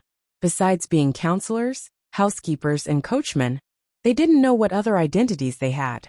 A wooden plate inadvertently revealed could change the position of the master and servant instantly. The emperor couldn't be a harmless uncle next door. Li even suspected that there was someone who meticulously recorded how many times the officials had sex with their wives at night. Whether there was such a person in the Viscount's mansion, Li didn't know, but it wouldn't affect him much. The maids who could enter the inner courtyard all grew up in the Li mansion. When he was sunbathing in the yard, no one could hear him except the wind. When he was about to go upstairs, a few figures came down from upstairs. The young man in the lead had a young woman in his arms. Surrounded by several people, they took up most of the space on the stairs. When Li walked up sideways, he suddenly saw the woman turn her head and ask in surprise, "Are you Li?" Li turned his head and saw the surprised expression on the woman's face. He looked at her carefully and realized that he didn't know her. The young man with the woman in his arms was stunned for a moment. He looked at Li and said with a slightly angry expression, "You are Li? What a big show. You made me wait for so long." The young man behind the young man was stunned. It seemed that he hadn't had time to say this today, before he was beaten out. But why was Li here? Had he already said it? But he was beaten so badly by the woman that he forgot? Li glanced at the young man's face. He still didn't know this man. What did he mean just now? "Let me tell you, Goddess Luo Shui is mine. You'd better stay away from Lady Zue Mo in the future, otherwise." The young man let go of the woman, looked at Li and threatened. "Psycho." Li turned his head and left. He had seen too many people like this in the past few days. Before the young man finished his words, he had to stop. A trace of anger appeared on his face. He strode upstairs and reached out to grab Li's collar. In the innermost part of the 2nd floor, outside the Tianzi room number 1, Many people were waiting anxiously, but there was no sound from the room. County Magistrate Wei and County Magistrate Wang, Secretary Zheng, had already fallen out. What else could be discussed for so long? Of course, no one knew that in the room, a layer of sweat had appeared on County Magistrate Wei's forehead. The Secret Intelligence Office. It was actually the Secret Intelligence Office. How could County Magistrate Wang be His Majesty's man? County Magistrate Wei used to be an official in the capital, so he was naturally knowledgeable. How could he not know the department that made countless officials tremble just by hearing its name? If the censors were hawks that supervised the officials in the open, then the Secret Intelligence Office was a poisonous snake hiding in the dark. No one knew when they would jump out and bite people. But there was no doubt that the officials who were lucky enough to see the people of the Secret Intelligence Office would never see anything else. The moment he saw the plate, County Magistrate Wei finally realized that he was not dealing with County Magistrate Wang, nor the Secret Intelligence Office, but it was the existence that made him break out in a cold sweat at the thought of it. It was an existence that no matter who was behind him, or what background he had, he could not disobey. At this time, it was no longer important whether he had done anything or not. Had those people ever cared about those things? Even if the Anxi County Magistrate hung himself on the beam of his house tomorrow morning, he would not be able to cause much trouble. Yes, Lord Wang is right. County Magistrate Wei forcibly suppressed the fear in his heart, stood up from his seat and bowed, saying, "Lords, please sit down." The people outside the door had been waiting for a long time, and finally heard a sound coming from behind them. The door was opened from the inside, and then everyone saw a scene that made them extremely shocked and confused. "Thank you, Lord Wei." County Magistrate Wang and Registrar Zheng walked out with smiles on their faces. The one who spoke was County Magistrate Wang. "Haha, you're too polite. As the Anxi County Magistrate, this is my duty." County Magistrate Wei walked side by side with them. His face was ruddy, and he also had a bright smile on his face. The scene of everyone being good to each other, and the world being peaceful and stable immediately made everyone's eyes pop out. When County Magistrate Wang and Registrar Zheng entered just now, weren't there still sparks flying in all directions? Why were they suddenly beaming with joy and loving? What did the three of them do in such a short period of time? How could there be such a huge change? Chapter 419. Why are you still here? County Magistrate Wei looked at the people at the door and asked with a frown. Hearing County Magistrate Wei's words, these representatives of the gentry cursed in their hearts. If you didn't invite us here, who would be willing to come here and pretend to be a coward? Of course, they couldn't show these thoughts. They were eager to get involved in the affairs of County Magistrate Wei and County Magistrate Wang, so they immediately cupped their hands and left. "Ah, it hurts, let go." The young noble's body was twisted into a strange angle, and his wrist was pinched by another young man. He walked from the front, howling miserably. Dad, save me." Seeing County Magistrate Wei standing at the door of a room, the young noble's howl became louder. Seeing his son being restrained, County Magistrate Wei's face changed. When he was about to speak, County Magistrate Wang pulled his sleeve and secretly made a gesture. County Magistrate Wei's body shook, and his face was a little pale. He hurriedly walked over and said, "Is it Lord Li? My son has offended you. I didn't discipline him well. I apologize to Lord Li on his behalf." Li let go of the young man's wrist, cupped his hands and said to County Magistrate Wei, "Lord Wei, it's an honor to meet you." County Magistrate Wei gave a hollow laugh. When he turned to look at the young noble, his face suddenly darkened, and he said angrily, "Unfilial son, apologize to Lord Li." The young noble was still a little confused at this time. Just now, he wanted to pat Li Yi's shoulder, but his wrist was grabbed by him. It was very painful to struggle a little, and he was dragged here awkwardly. Now his father's enigmatic respectful attitude was like a blow to his head. He trembled and said, Lord Li, I'm sorry." Another pursuer of Zheng Zimo, Li Yi had been used to it these days. Then he looked at County Magistrate Wang, who was beaming with joy. It seemed that he and Registrar Zheng should have settled the matter. In this way, Li Yi had nothing to say to them and County Magistrate Wei. He put away the card. The waiter had already brought what he wanted and threw him a piece of silver. Under the surprised and puzzled eyes of several people, he slowly walked out of Drunken Fragrance restaurant with his hands clasped behind his back. This lordly Israeli, County Magistrate Wei thought for a long time as he watched him leave with a paper bag in one hand and a live fish in the other. But he couldn't think of a word to describe him. He had never thought that such a person was actually a superior of the Secret Intelligence Office. Fortunately, the other party didn't seem to want to kill him. County Magistrate Wei let out a sigh of relief in his heart. At this point, the development of the matter had completely gone out of his control. It was not good to be caught between two big shots, so it was better to let this matter rot in his heart forever. When he turned his head to look at County Magistrate Wang and Registrar Zheng, the smile on his face brightened again. It was late at night, and Mississippi Lu was sitting in the courtyard. On the stone table, there were a few dishes that she had casually mentioned before she left in the morning. At that time, she really just said it casually. In fact, after leaving home, even she herself had forgotten about it. However, these dishes were now placed on the stone table, still slightly steaming. She glanced at the candlelight in the room and picked up the chopsticks.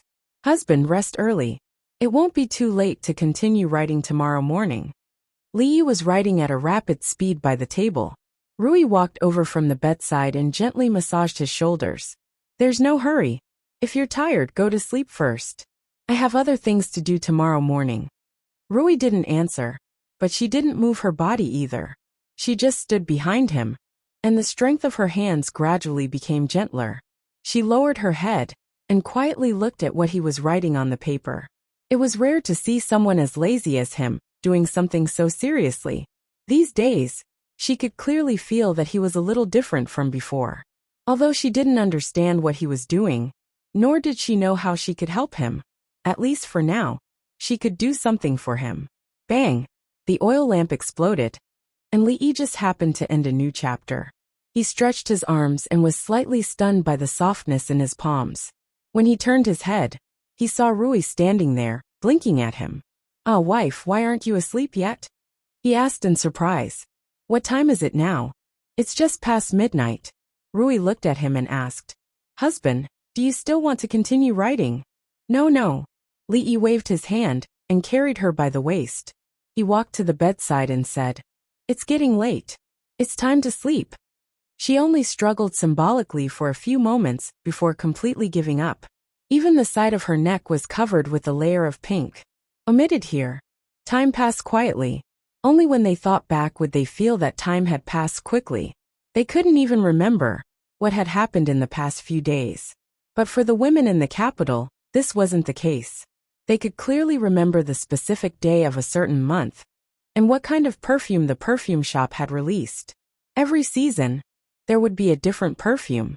The originally dull days suddenly became incomparably exciting. It's been another month. Does that guy not intend to come back? Li Xian's complexion looked somewhat haggard. He rubbed the space between his brows and pushed away the pile of blueprints on the table. He carefully supported the crown princess, who had fallen asleep on his shoulder.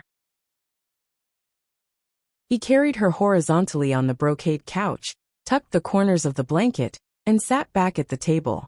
The perfume business had been going smoothly. Even he himself didn't know how much money the crown prince's residence had. Other things made him somewhat vexed.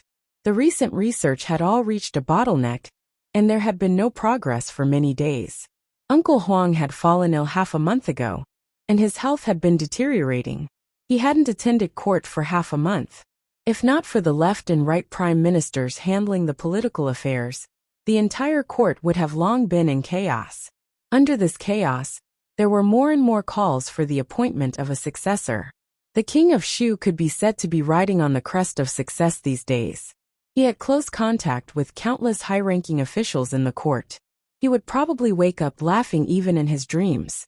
Uncle Huang's illness was one thing, but so was the king of Shu. Other than the crown prince's residence, he actually didn't have much of a good impression of the entire capital. In the past, when he encountered difficulties, there were still people who could help him.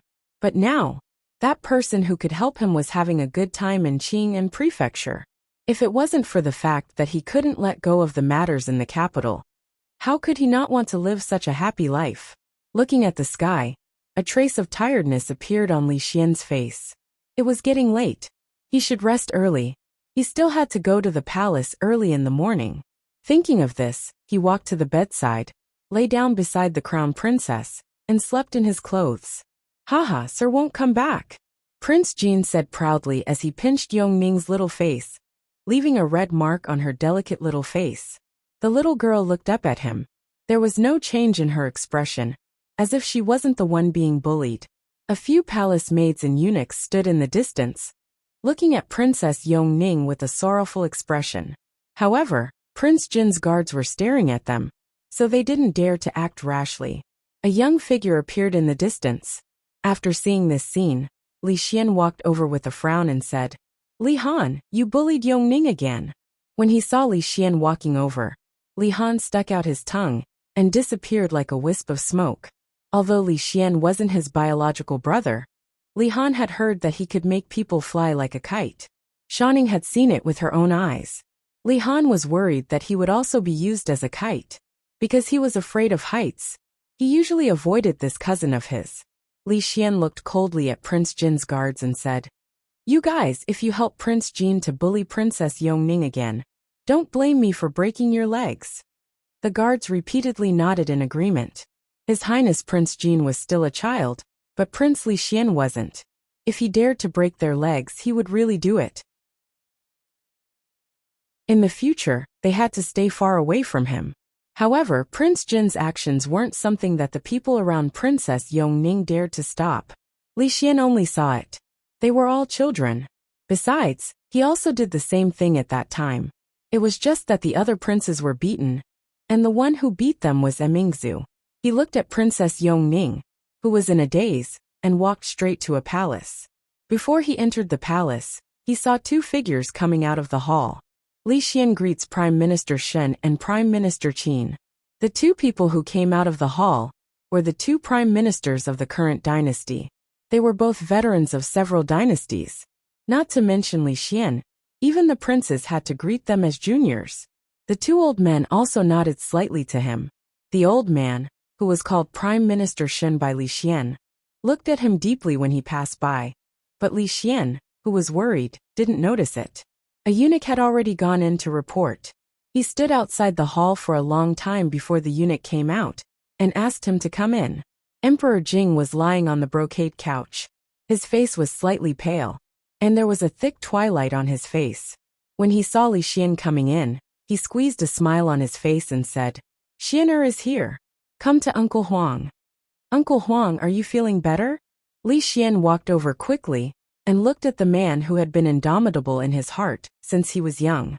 He couldn't help but choke with sobs when he saw him so weak. Emperor Jing patted the back of his hand and said with a smile, Haha, don't worry. Uncle Huang still has some days to live. I won't go after the late emperor so soon. Uncle Huang carries the fate of the entire Jing kingdom. With the blessing of the heavens, you will definitely be safe. Li Xian's palm tightened slightly as he said in a low voice. When he was a child, he stayed in the palace for a few years. Whether it was the emperor or the empress, they all took care of him. Other than his parents, he also had deep feelings for them. Emperor Jing didn't continue the topic just now. He looked at him and said, You don't look very well. Is there anything bothering you these days? Nothing. Maybe I've been too tired recently. Li Xian shook his head and said.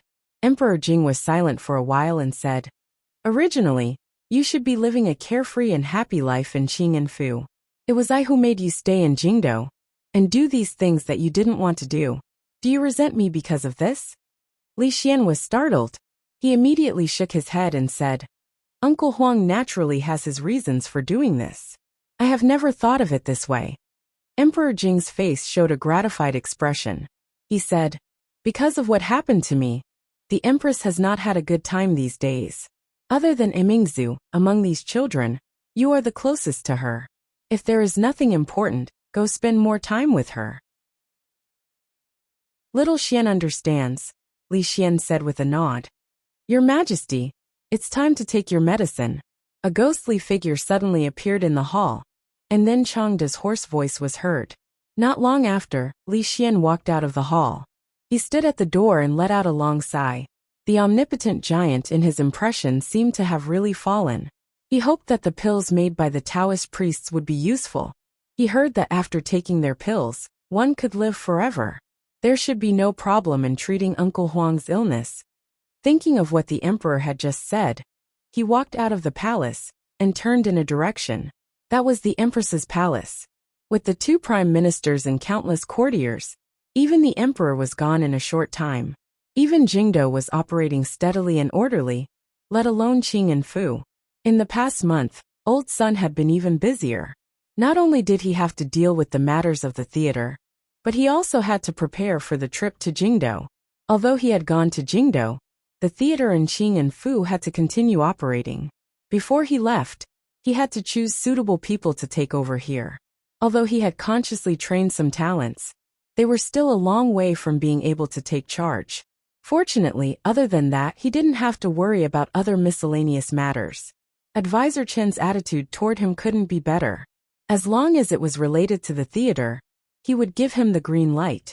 The theater had already integrated more than 80% of the wandering performers in Qing and Prefecture, and the team was constantly expanding.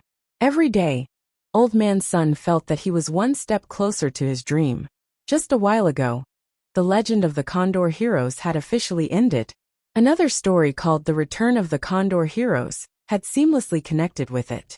Not only had its popularity not decreased, but it had also ushered in a new wave of popularity. And Journey to the West, which was still continuing, had always maintained a high level of popularity. When it was being told, it was almost always full.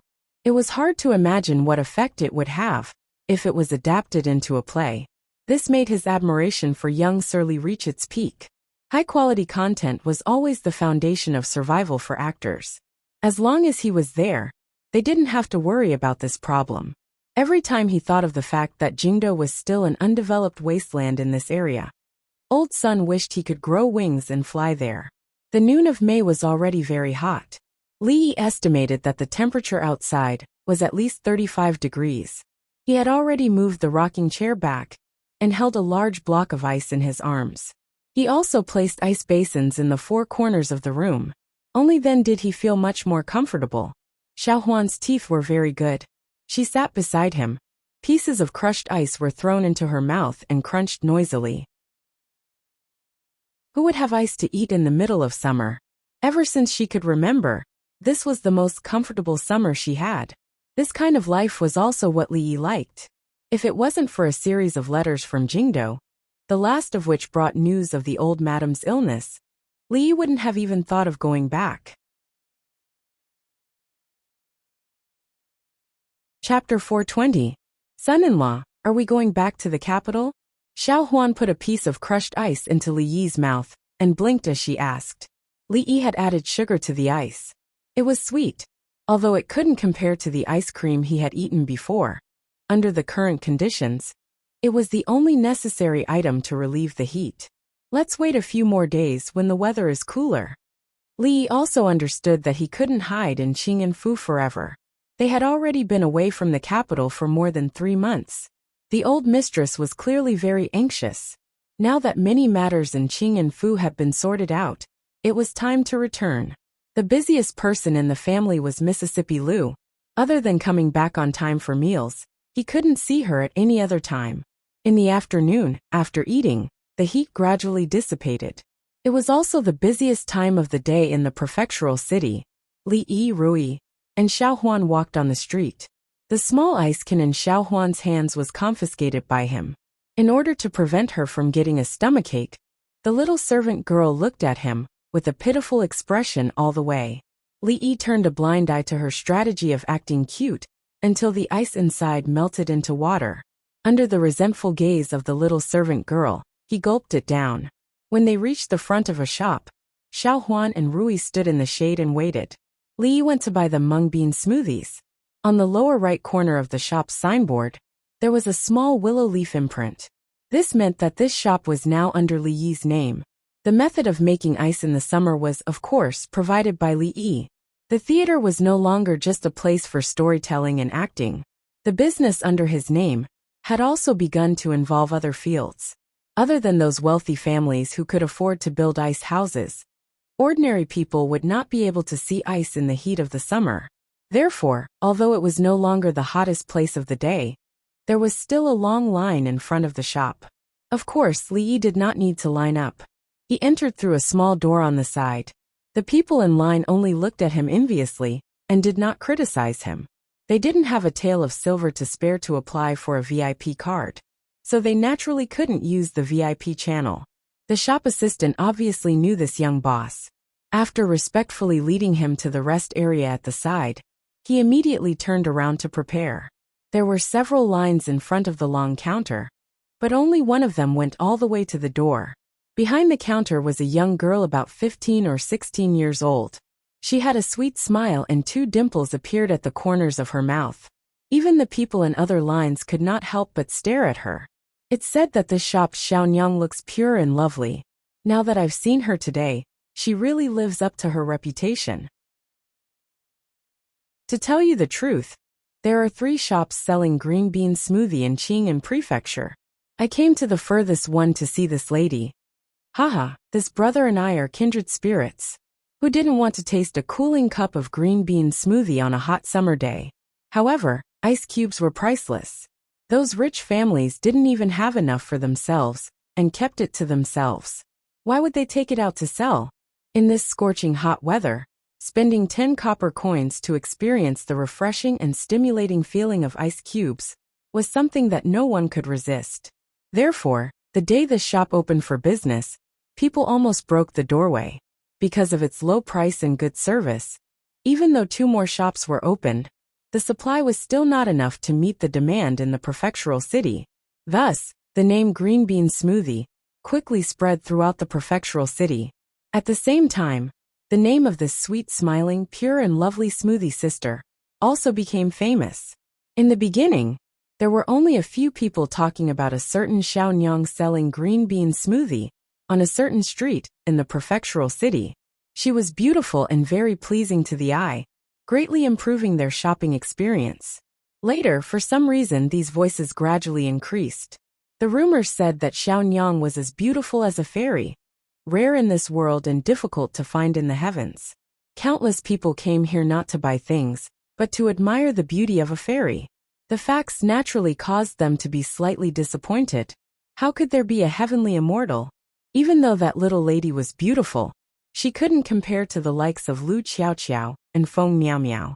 But they had to admit that her smile was sweet. Even though it was slightly less charming than the 2 of them, it was more pure. And it caused others to be unable to help but arouse a feeling of tenderness with a single glance.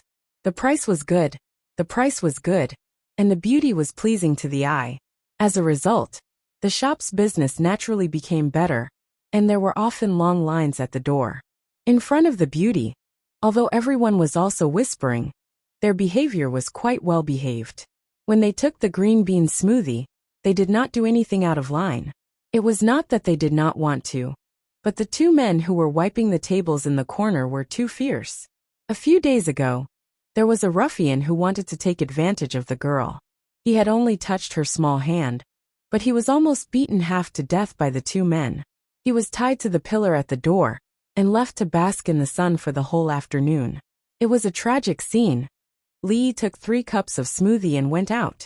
Listening to the contents of the discussion, he had to admit that she was indeed worthy of being the goddess of Luo Shui, the former top artist of the Jade Courtyard. In terms of the ability to support people, even if Li Yi did the planning himself, he might not be better than Zheng Zimo. After all, the era was different. Many of the methods he knew were not applicable here. After eating the smoothie, he returned the cup. Nowadays, not only did people buy green bean smoothie, but they also bought the exquisite cups that Li Yi had personally designed and could only be found in smoothie shops.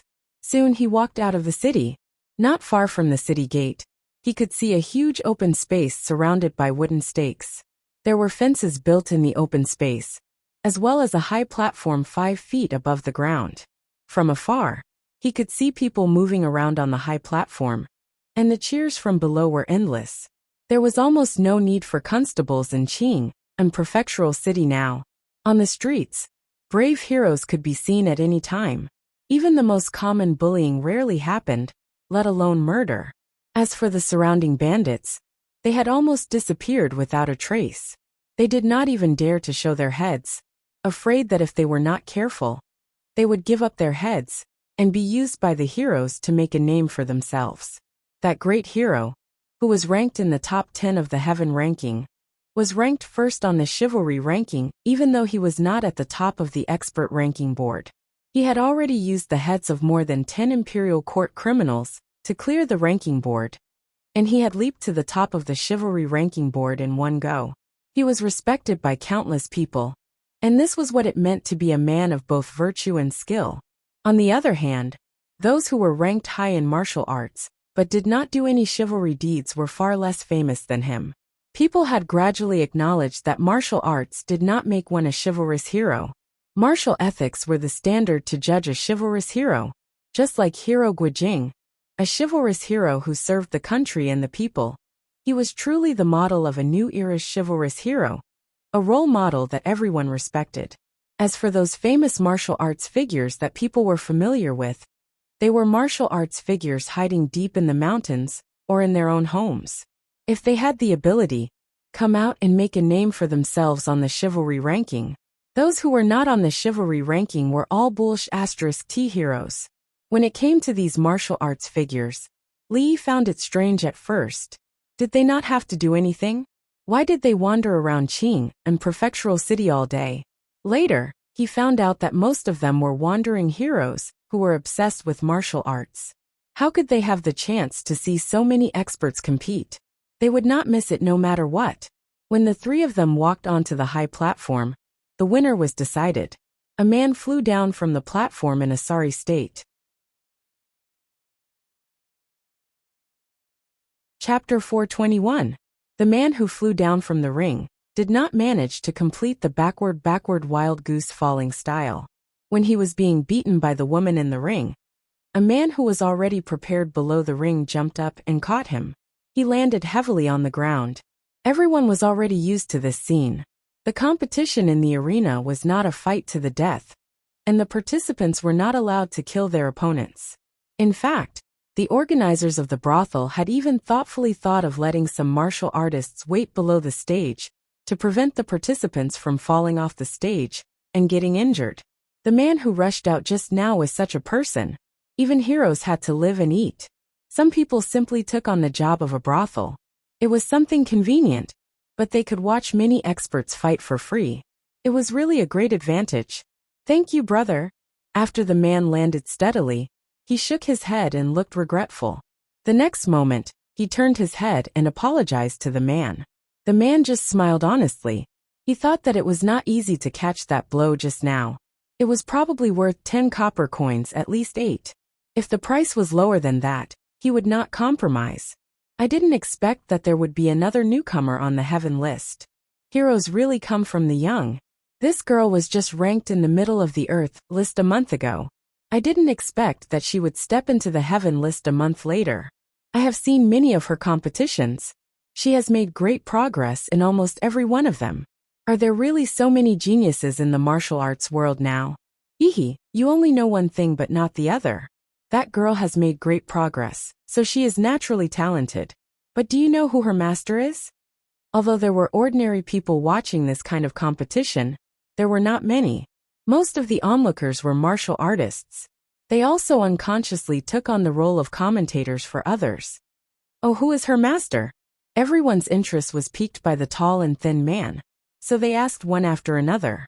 The tall and thin man pointed to the place where the girl jumped off the ring and said, "See for yourself." Hearing this, everyone looked sideways. What? Her master is the graceful sword, heroine Lu. With just a glance, the crowd recognized the famous figure in the recent arena battles. She was Lu Rui, heroine Lu, who was known as the graceful sword. The reason why she was called the graceful sword was because not only was her martial arts extremely high, the sword techniques she used were exquisite beyond compare. It could even be said to be unimaginable. As long as she competed, The arena would be filled with a sea of people. It was said that many people had achieved breakthroughs after watching her fight. Now, not only did she have the strength to be ranked on the heaven list, she also had the looks. It was no wonder that the young lady improved so quickly. With such a great teacher guiding her, it would be hard for her not to become an expert. Master, I've finally entered the heaven leaderboard. Yang Liuqing jumped off the stage, his face filled with unconcealable excitement. In a month's time, she had climbed from the middle of the earth roll to the heaven roll. Although she was only at the bottom, who else but herself knew how much she had suffered these days? Congratulations, Miss Qing. Hee, big sister Qing is so awesome. Why don't you take me as your disciple? Entering the heaven leaderboard means that you are a true expert in the martial arts world. It's just that the people at the bottom of the heaven leaderboard love to challenge the most. Miss Qing, you should be more careful. Mississippi Lu only nodded. Although the earth roll and the heaven leaderboard were like heaven and earth, with Yang Liuqing's level of hard work, if he had not achieved such a breakthrough, she would have found it strange. On the other hand, the surrounding women happily congratulated him. Currently, Qing'an Prefecture had become the largest gathering place for people of the martial arts world. As a fellow woman, heroine Lu, who had outstanding martial arts at such a young age, naturally became the object of their worship. There were many heroines who surrounded her on a daily basis. Martial arts are not for show, nor are they for show. If you had fought with your life on the line just now, you wouldn't have the chance to stand here now. A calm voice traveled over. Although the voice was soft, it resounded in the women's ears. The women all turned their heads and saw a middle-aged Taoist nun wearing a loose Taoist robe standing not far from them. She held a horsetail whisk in her hand. Although the Taoist nun did not turn her head to look at them, they were extremely sure that the words just now were spoken by her. What right do you have to say that? Sister Qing obviously won. The sisters who won the fight were belittled by others. Naturally, they were unhappy and immediately defended themselves. The middle-aged Taoist nun did not speak again. Her expression was indifferent, as if the one who spoke just now was not her. Mississippi Lu looked at the middle-aged Taoist nun thoughtfully. The Taoist nun was right. Of course, she knew that Yang Liuqing's weakness was that he had too little experience. However, this was something that she could not teach her, because she herself was extremely lacking in this area.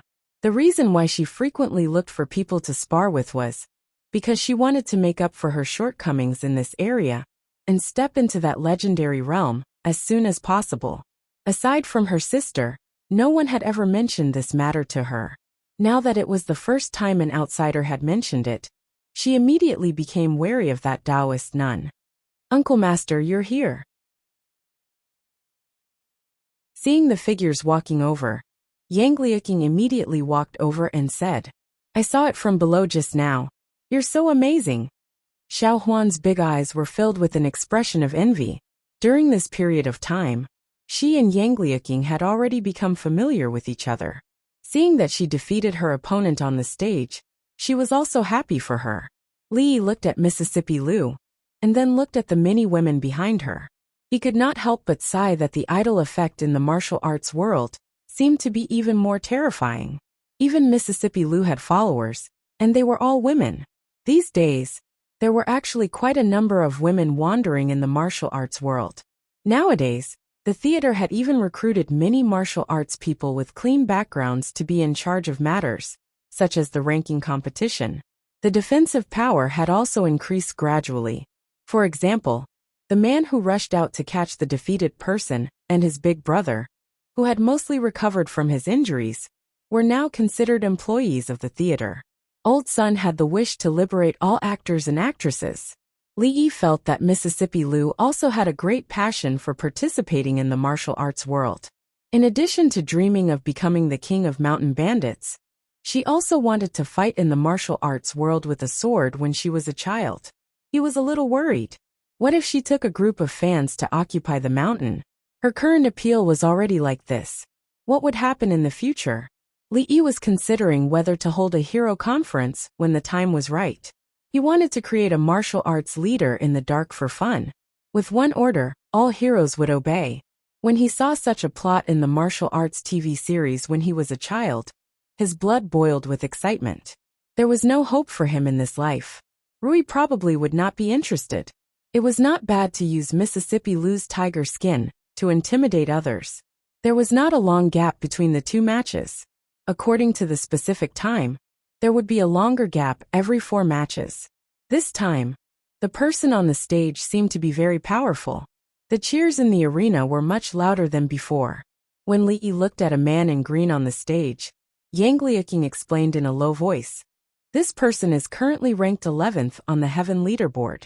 If someone can challenge and defeat her, they can replace her." 11th on the Heaven leaderboard was already very powerful. If there was a master leaderboard, Li estimated that he would not even be in the top 100. This time, although the cheers were loud, no one dared to go up to the stage foolishly. At that level of ranking, no one was ordinary. If they did not have some skills, who would be willing to go up and get beaten up? At that moment, Li saw the middle-aged Taoist nun slowly walk up to the stage. He thought to himself, even if it is afternoon, isn't it hot to wear such a tight Taoist robe? Seeing that it was an unknown Taoist nun who went up, the crowd was clearly disappointed. Although this level of competition was fast, it was not exciting enough. Sure enough, in just a few breaths' time, a figure was sent flying out and landed heavily on the ground, coughing up large mouthfuls of blood. The man waiting at the side of the stage was dumbfounded. Just what happened? Immediately, 2 people ran over and carried the man on a stretcher to the brothel where the resident doctor was. After a short silence, the crowd burst into an uproar. The middle-aged Taoist nun waved her sleeves. There was a look of disappointment on her face as she slowly walked down the stage, just like how she had walked up. Although her footsteps were light, it was as if she was stepping on the hearts of the crowd. The uproar gradually died down.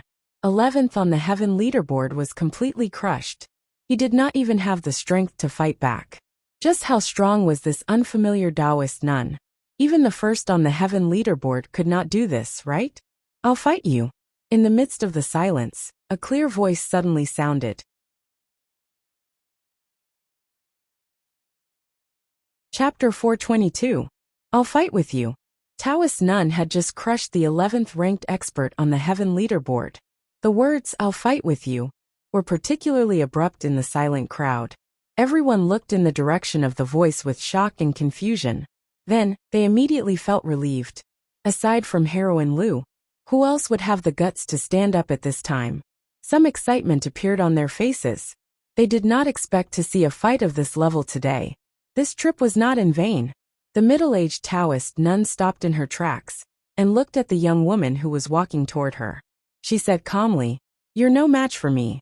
Once you step onto this stage, your life will be in your hands." When she spoke, there was no fluctuation in her tone at all. It was as if she was talking about something that could not be more normal. "We'll know after we fight," Mississippi Liu said coldly and walked straight onto the stage. "Can Rui win?" Li turned around and asked Rui. He always felt that the Taoist nun's calmness was a little scary. Just now, the 11th ranked expert did not last long before he vomited blood. For the first time, he did not have enough confidence in Mississippi Liu. "No." Rui shook her head. Her gaze was fixed on Taoist nun. Li did not expect her to answer so straightforwardly. He was stunned for a moment before he walked straight onto the stage. A man on the stage was about to announce the start of the fight when he suddenly saw someone walking up. He was about to chase them away, but he shut his mouth before he could open it. As a staff member of the theater, there was no reason for him not to know the big boss. Li glanced at Mississippi Liu and walked to the front of the stage. He said, "Today's fight will end here. Everyone, please come early tomorrow." Everyone was looking forward to an exciting fight between experts. They were already so excited that they could not control themselves. However, they were told to call it a day at the most crucial moment and go home to do their own things. It was as if they had already done enough foreplay. At the crucial moment, they were told that their period had arrived. What kind of mood would that be? In short, it was not a good mood. "Why? It's still early today. Tomorrow, my ass. We'll talk about it after this fight."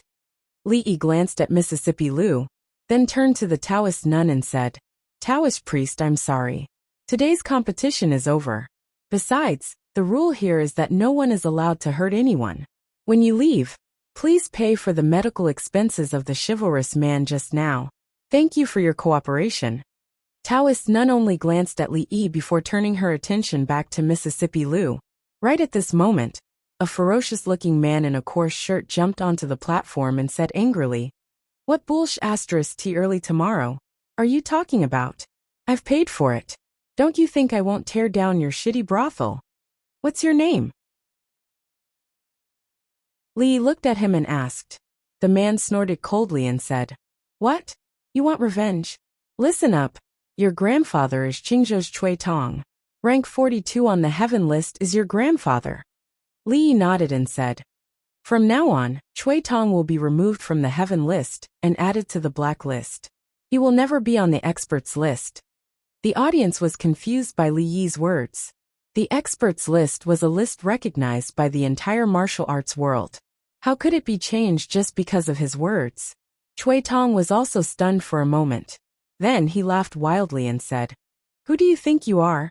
How can you remove your name just like that? Is this brothel owned by your family? You're right. This brothel is indeed owned by his family. A middle-aged man walked up and said calmly, Mr. Lu. Everyone exclaimed when they saw the middle-aged man. This Mr. Lu's real name was Lu Luo. He had outstanding strength and intelligence, but no one knew why he was working in the brothel. At this moment, he stood out and said something that caused everyone to be extremely surprised. The owner of the brothel was such a young man? The most embarrassed person was Cui Tong. Lu Luo's words were like a slap to his face.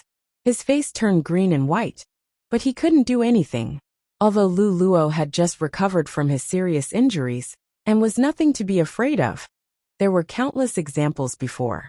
This was not a place where he, who was ranked 42 on the heaven list, could behave atrociously. He wanted to provoke the crowd, but he didn't expect the young man to be the owner of the brothel. He could only jump off the ring at this moment. He didn't have the face to stay there any longer, so he quickly left. Go down, Li said to Mississippi Lu. He would only fight if he could win. If he couldn't win, then he would be a fool. Didn't he hear how the Taoist nun said that life and death were up to fate? If he was injured, she wouldn't even pay for the medical expenses. Don't worry about it. Mississippi Lu looked at him and said, I said go down, Li said again, looking at her seriously. He could usually tolerate her arrogance and mischief, but this time, it was a matter of life and death. Even Rui said that she was no match for this Taoist nun. So why did she have to go up and die? No matter how good her reasons were, this time she couldn't. Mississippi Lu frowned. She was about to say something, but when she saw Li Yi's expression, her heart tightened for no reason, and she swallowed the words she wanted to say. She looked at the Taoist nun and felt the pressure coming from her body. Only by experiencing the feeling of life and death would she have a chance to touch the threshold.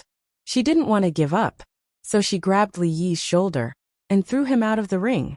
She slowly pulled out her sword, pointed at the Taoist nun and said, Make your move. Mississippi Lu didn't use much strength. With Li Yi's current skills, he only took a few steps back, and he didn't look very embarrassed. However, when he looked up at the ring, his face became gloomy, which was rare. Rui walked over, held his hand and said, Don't worry, husband. I'll bring her back. The mood of the people below the ring began to stir again, and they looked up without blinking. Autumn water? When she looked at the sword in Mississippi Lu's hand seriously for the first time, the calm expression of the Taoist nun finally disappeared, and a trace of emotion appeared on her face. After thinking for a moment, she looked at Mississippi Lu and asked, Who is Lu Qing to you? Hearing this name, the expression on Mississippi Lu's face froze. My father passed away a long time ago. Rui slowly walked to Mississippi Lu's side and said, Go down. You're no match for this Taoist priest, and you won't have the chance to learn anything. No wonder.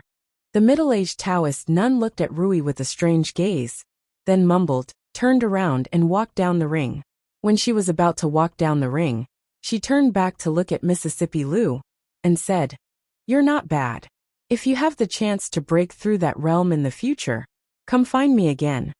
The middle-aged Taoist nun's figure quickly disappeared in front of the crowd, leaving them looking at each other in confusion. What was autumn water? Who was Lu Qing? What did they say about the realm of chance? What were they talking about just now? Would it kill them to not speak in riddles? They didn't get to see the battle between the peerless masters that they were looking forward to, and the protagonist left after leaving a sentence. How disappointing. The person in charge of updating the list of masters was also troubled. Taoist Nun was obviously a master among masters, and she probably had the strength of the top 5, or even top 3 in the heaven list. But she didn't even leave her name.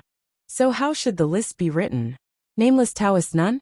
In The Return of the Condor Heroes, that was popular in Wulin recently, there seemed to be such a powerful character in the opening chapter.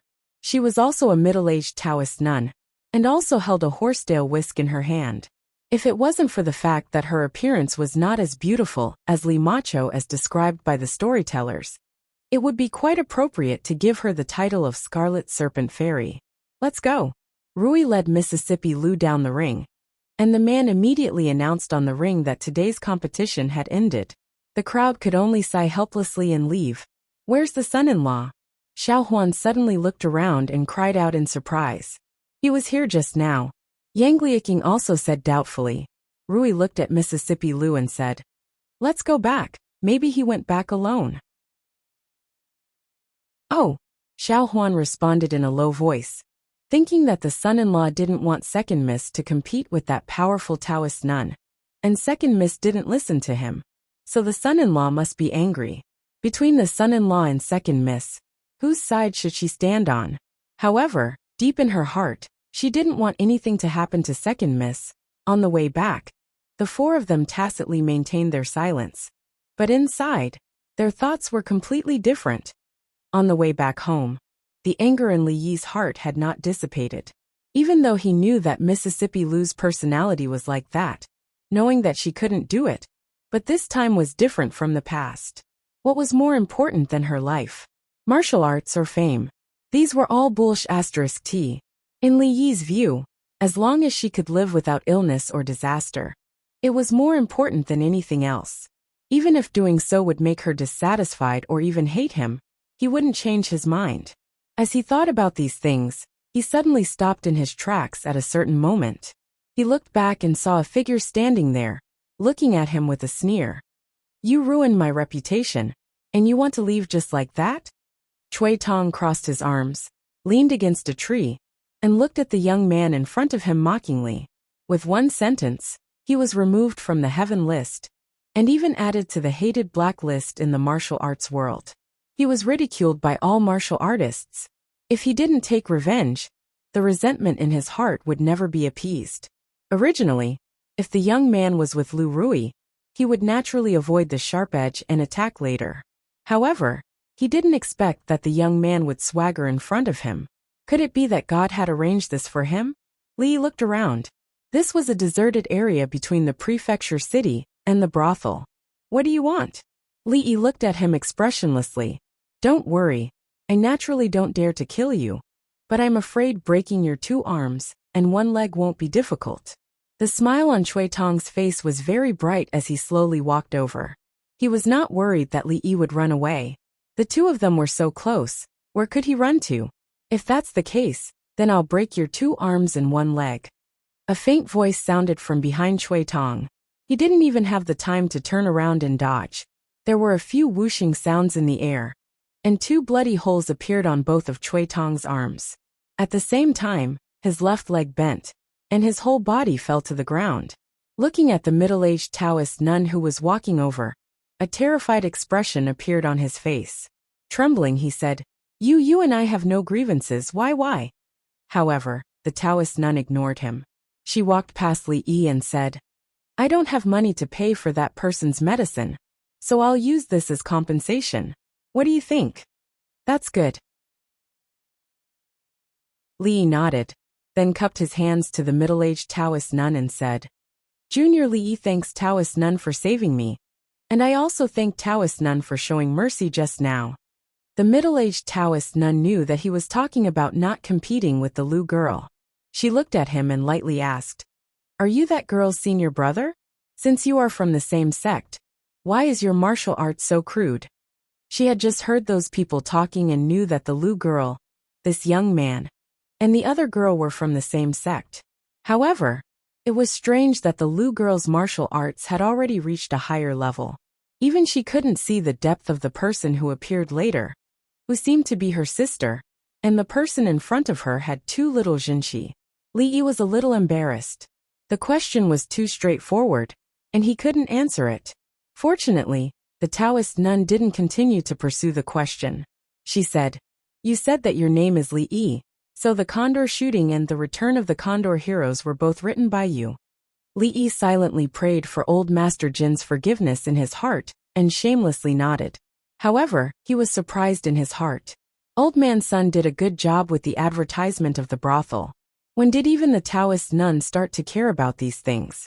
Jianghu is not as naive and childish as you think. The Taoist nun lightly said and floated away. When Li Yi turned back, Cui Tong had also disappeared. "What a strange person," Li Yi muttered in a low voice. Xiao Huan, who saw him from behind, was already waving at him. The son-in-law and the second miss had officially entered a cold war. They hadn't spoken for 2 whole days. After that day, the second miss didn't go to compete with others. She also ate in her own room. Xiao Huan saw this and remembered it, but she couldn't do anything. She could only look at the son-in-law's room, and the second miss's room from time to time and sigh. In 2 days, they would leave for the capital. They couldn't continue like this. The son-in-law and the second miss didn't speak. These 2 days, she even deliberately lowered her voice when she walked inside the room. Looking at Li Yi, who was writing something on the table, Rui also sighed softly. However, she couldn't be more familiar with their personalities. One would never admit defeat, while the other didn't care about most things, but had a bottom line that was hard to touch. Neither of them were easily submissive. Even she, who had the closest relationship with the two of them, could only watch and couldn't interfere. "Nyang Nyang." This subordinate went to take a look at the brothel. "You are currently ranked 3rd on the heaven roll. Should we take action on that matter sooner?"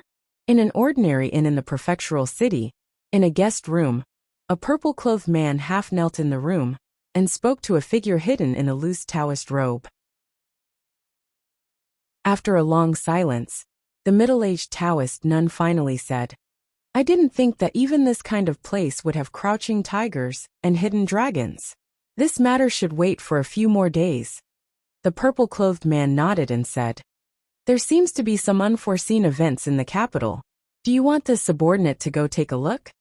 After a long time, the purple-clothed man didn't hear any movement from the room. He carefully raised his head and glanced around. Only then did he discover that other than him, there was no one else in the room.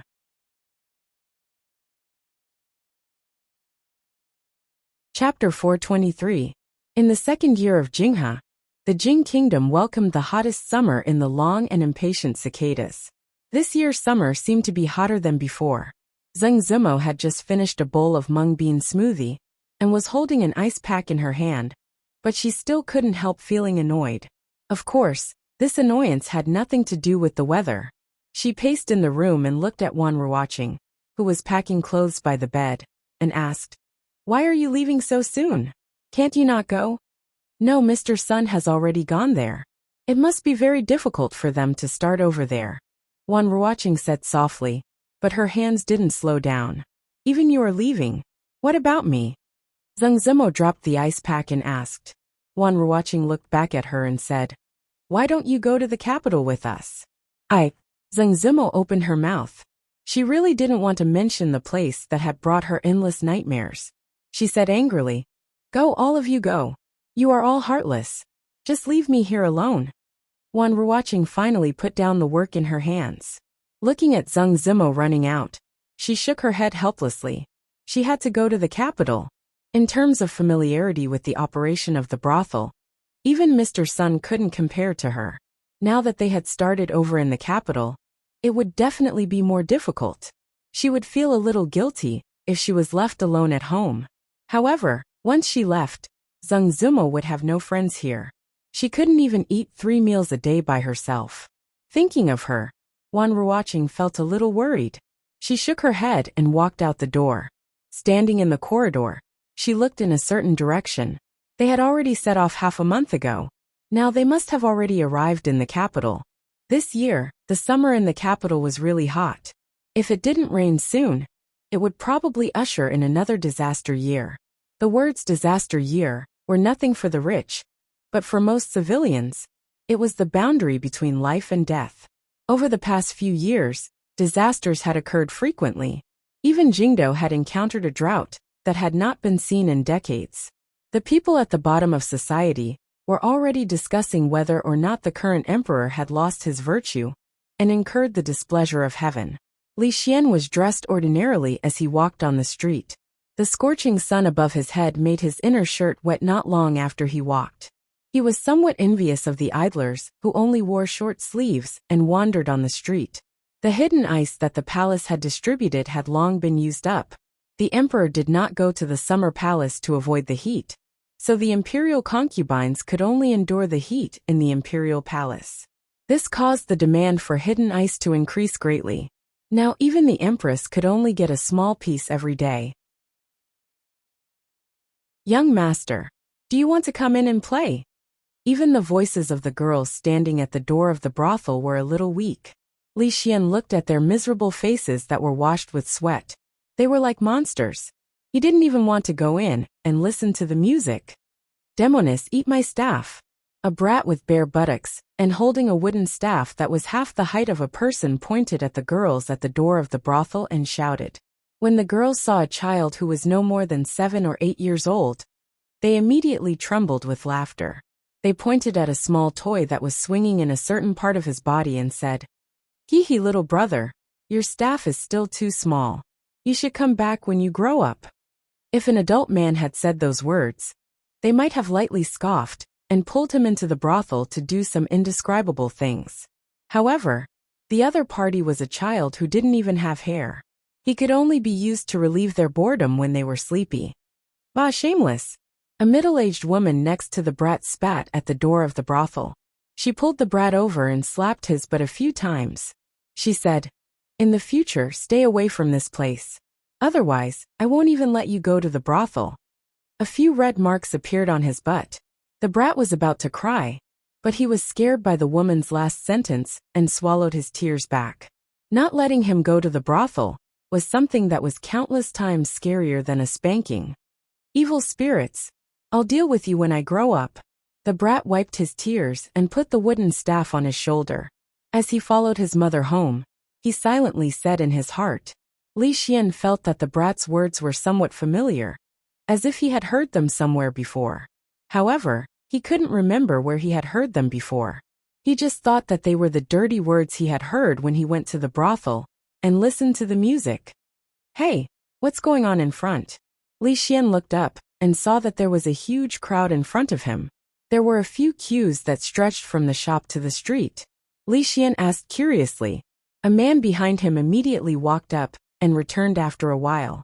He said, "Your Highness, this shop is selling something called green bean smoothie. However, I don't know why there are so many people buying it."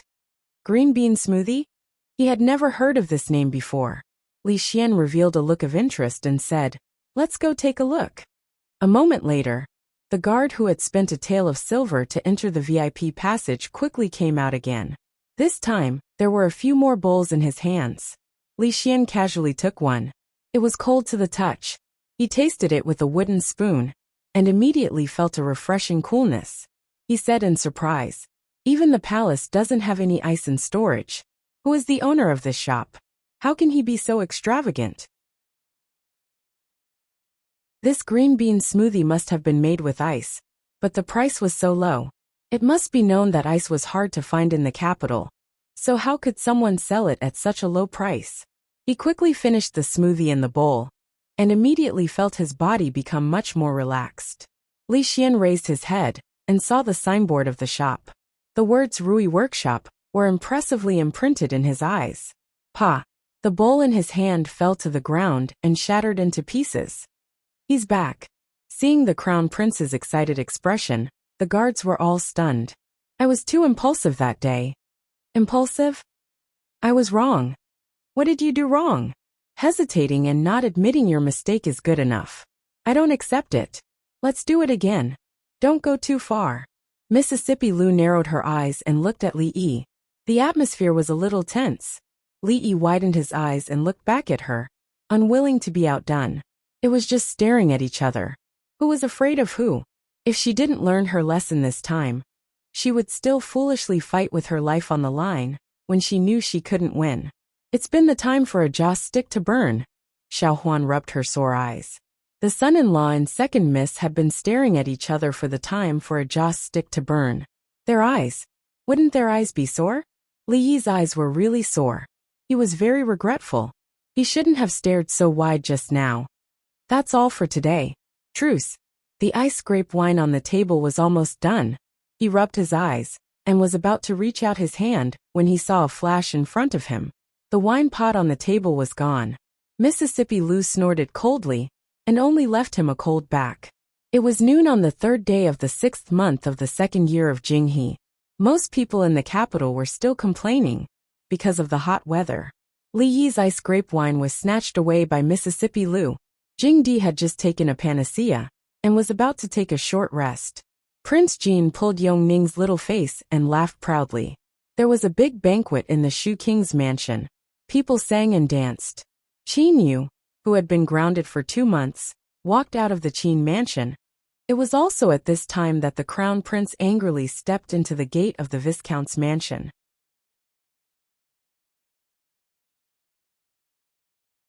Chapter 424.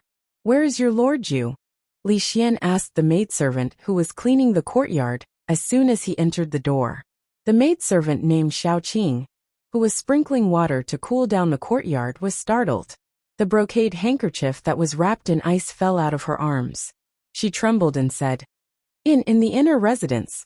Li Xian strode inside.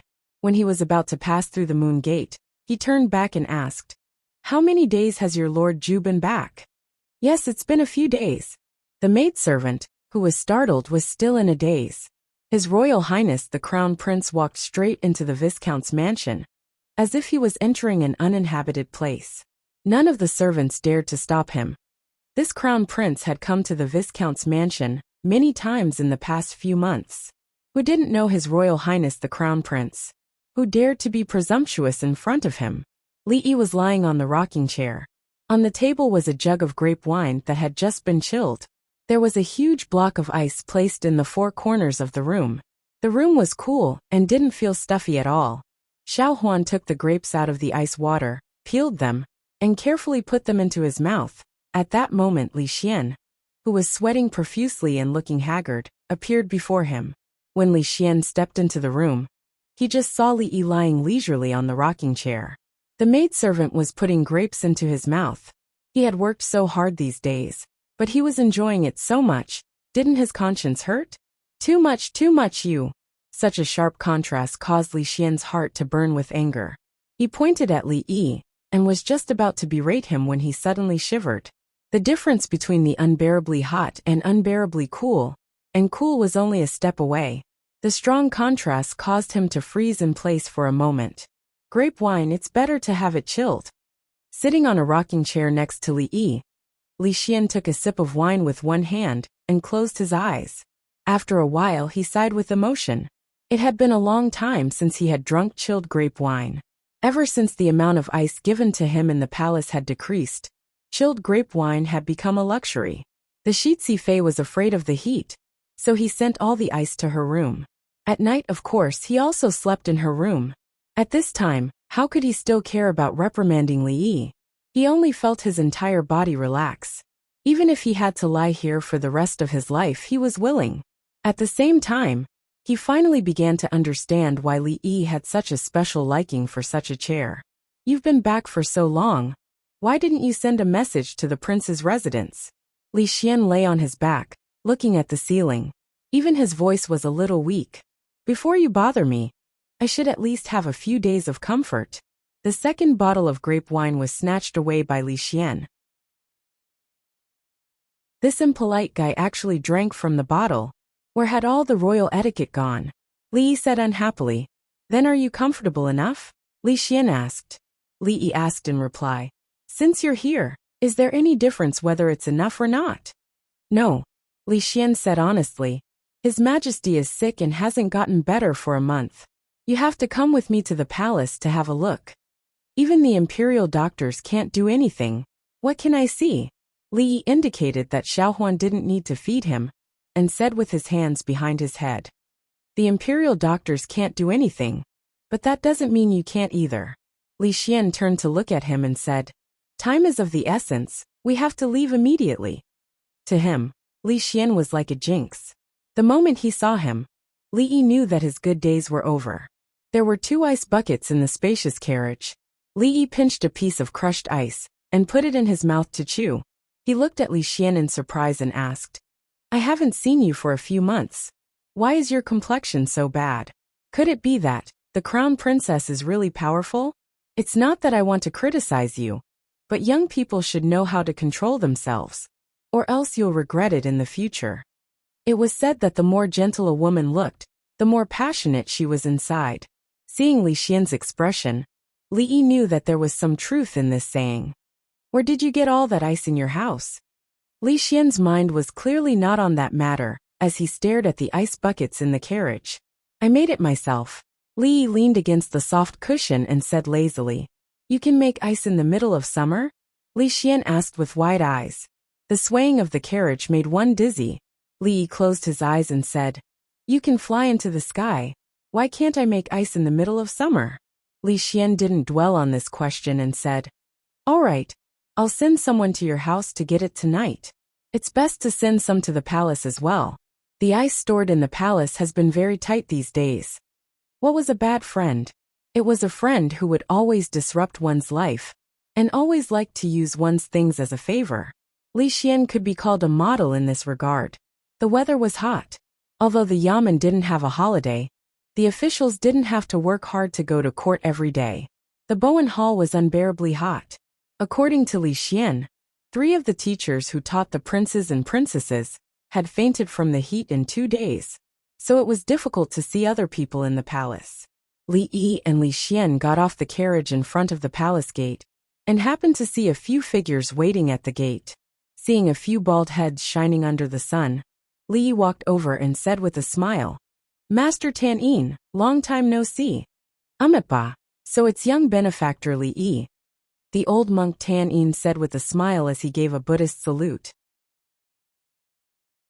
Master, are you going to enter the palace? Li Yi asked as he looked at the monks. These monks didn't even wear a hat to cover the scorching sun. He was afraid that their heads would be offended when they returned at night. We are waiting for His Majesty's summons, the old monk Tan Yin said with a nod. The 2 hadn't spoken for long when a carriage sped over from afar. A few azure-clothed Taoist priests got off the carriage, and indifferently glanced at the monks. Of course, they also left Li Yi out. They only showed their tokens to the guards and swaggered into the palace gate.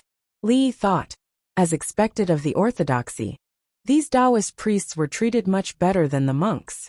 At the very least, they didn't have to stand at the palace gate to bask in the sun at noon. We still have important matters to attend to. Master, let's talk another day. Li Xian bowed to the old monk Tan Yin, and walked through the palace gate with Li Yi. As they passed by the Bowen Hall, Li Yi subconsciously glanced in a certain direction. He hadn't expected to leave the capital for so long. He wondered how Yong Ning had been recently. This time, he wasn't disappointed.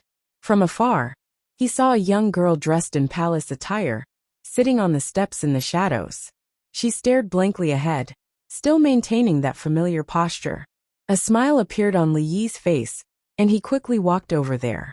At this moment, a round figure suddenly appeared at the corner of the palace. Prince Jin Li Han quickly ran over.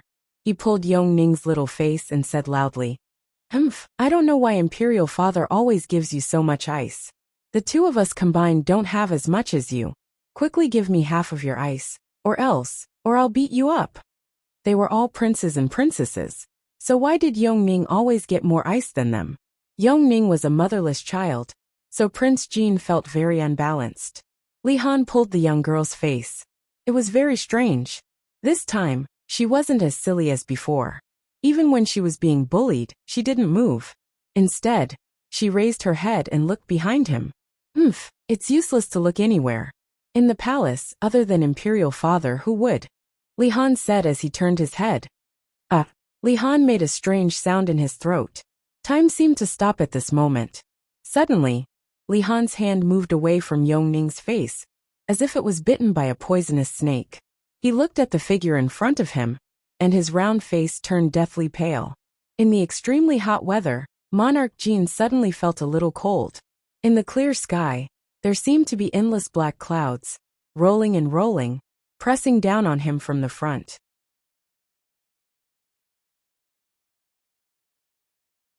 Chapter 425.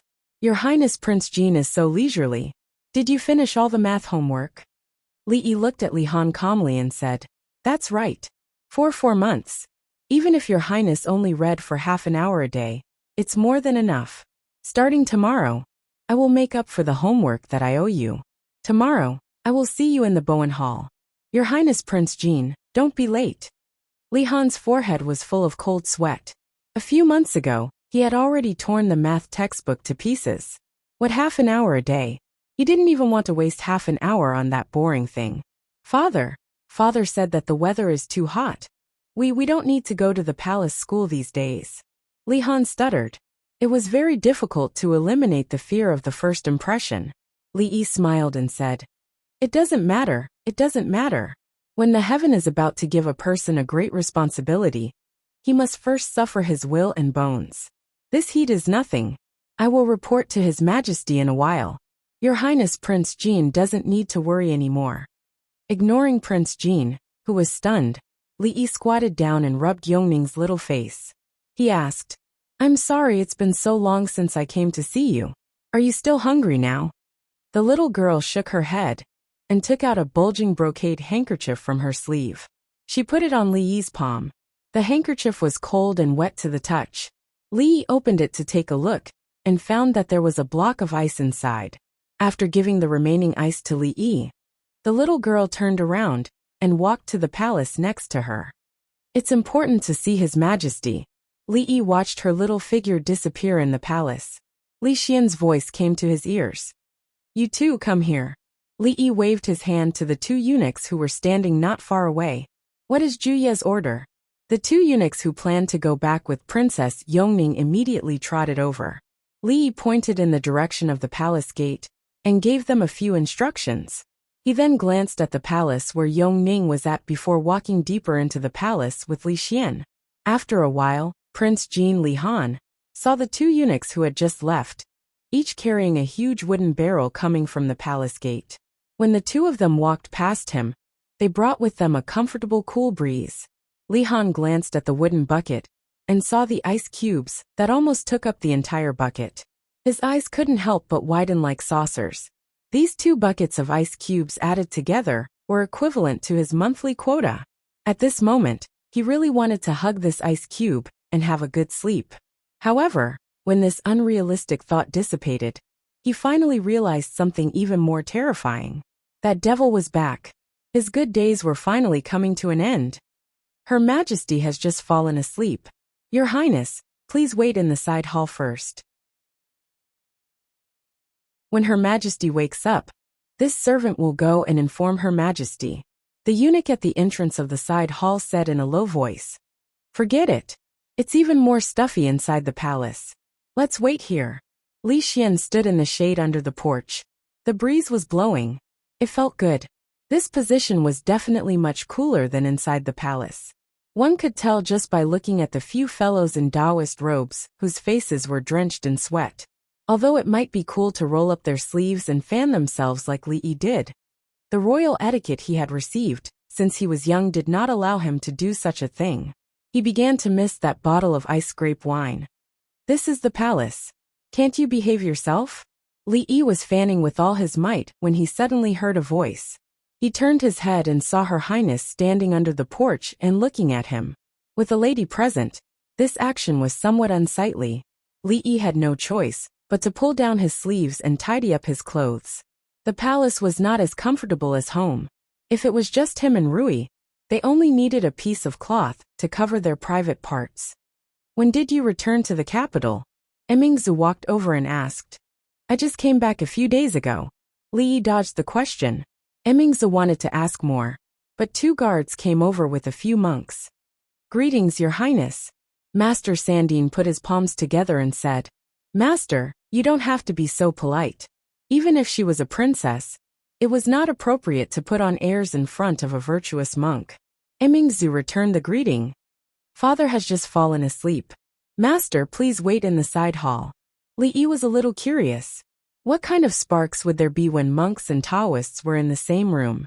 Although they both made a living by conning people, and could be considered to be in the same profession, monks and Taoists generally did not see eye to eye with each other. Buddhism and Taoism had to compete for believers and incense.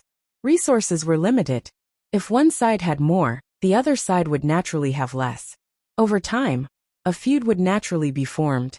Although Taoism was the orthodox state religion of the Jing Kingdom, its development in the Jing Kingdom was far behind that of Buddhism. They could not compete with each other for incense and believers, so naturally, they would not be nice to the monks.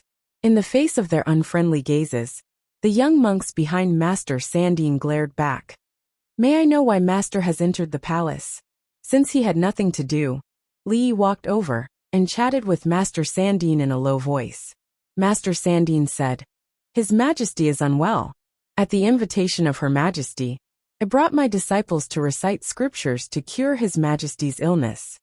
After listening to Master Sandine's words, Li Yi somewhat understood why. Although Buddhism was prosperous, Taoists were still more favored in the palace.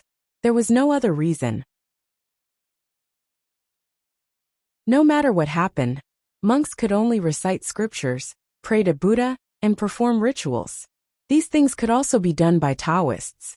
They would put on their Taoist robes, casually recite a few words that no one could understand, dance a few times with their peachwood swords, and then recite a few lines of Taishang Laojun is as urgent as the law. They would jump back and forth a few times, looking like they were doing something. But other than these, Taoists could also refine pills. The various pills refined by Taoists were very popular in the circle of the nobility in the capital. Eating one would prolong one's life. Eating 2 would make one immortal. And eating 3 would immediately cause one to ascend to the heavens and become an immortal. Although none of these had ever been realized, it could not stop these people's rock-solid dreams of longevity. However, a wise and far-sighted person like the old emperor would probably not do something that would bring about his own destruction. Since ancient times, there had not been any emperors who could prolong their life by consuming pills. There were many who had died, but it was unknown whether they had become immortals or not. Could it be that he wanted these monks and Taoists to join forces to perform a ritual? Thinking about it, it would be quite interesting. But who knew if Buddha and Taoists would fight in the sky? What are these Taoists doing? Li Yi walked over and whispered to Emingzu. These Taoists from the Imperial Astronomer are here to deliver pills to Imperial Father, Emingzu explained. Father's illness is all thanks to the pills they refined. Li Yi's expression froze. He looked at Emingzu in shock. What did you say? What's wrong? Seeing the expression on Li Yi's face, Emingzu suddenly had a bad feeling. Could it be that Your Majesty has been eating those useless pills? Li Yi raised his voice and asked again. The old emperor really dared to eat anything. Was he looking forward to his early death? Shut up. Inside the hall, an old Taoist with the demeanor of an immortal stood up and pointed at Li Yi. Who are you? How dare you speak such arrogant words and slander the sacred medicine of Taoism?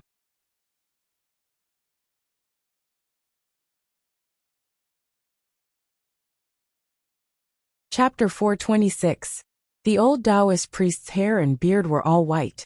If it wasn't for his flushed face and his furious glare at Li Yi, he would look like an immortal in everyone's eyes. He didn't mean it, please don't be angry. Emingzu hurriedly walked over and said when she saw the unhappy expressions on the Taoist priests' faces. Although the Imperial Astronomer was under the jurisdiction of the Imperial Court, these Taoist priests were not just officials, especially the old Taoist priest in front of them. He had an extremely high reputation in Taoism, and even the emperor treated him with respect. All the officials and nobles in the capital yearned for the miraculous pills he concocted to prolong their lives. How can I not be angry when you insult my Taoism for no reason? The old Taoist priest was obviously still angry. He pointed at Li Yi and asked, "Tell me, why are my pills useless?" Ever since the appearance of the 5 minerals powder, taking pills had become one of the hobbies of the rich and powerful in ancient times. In order to prolong their lives and become immortals, the number of pill masters began to increase explosively. Mercury, gold, lead, whatever was more important, they used it to concoct pills. Taking pills became the norm. When they had nothing to do, they would meet up with a few friends to take pills. That was the culture of society. What else could Li Yi say? If this was the modern era, gathering a crowd to take drugs would cause them to go to jail for life.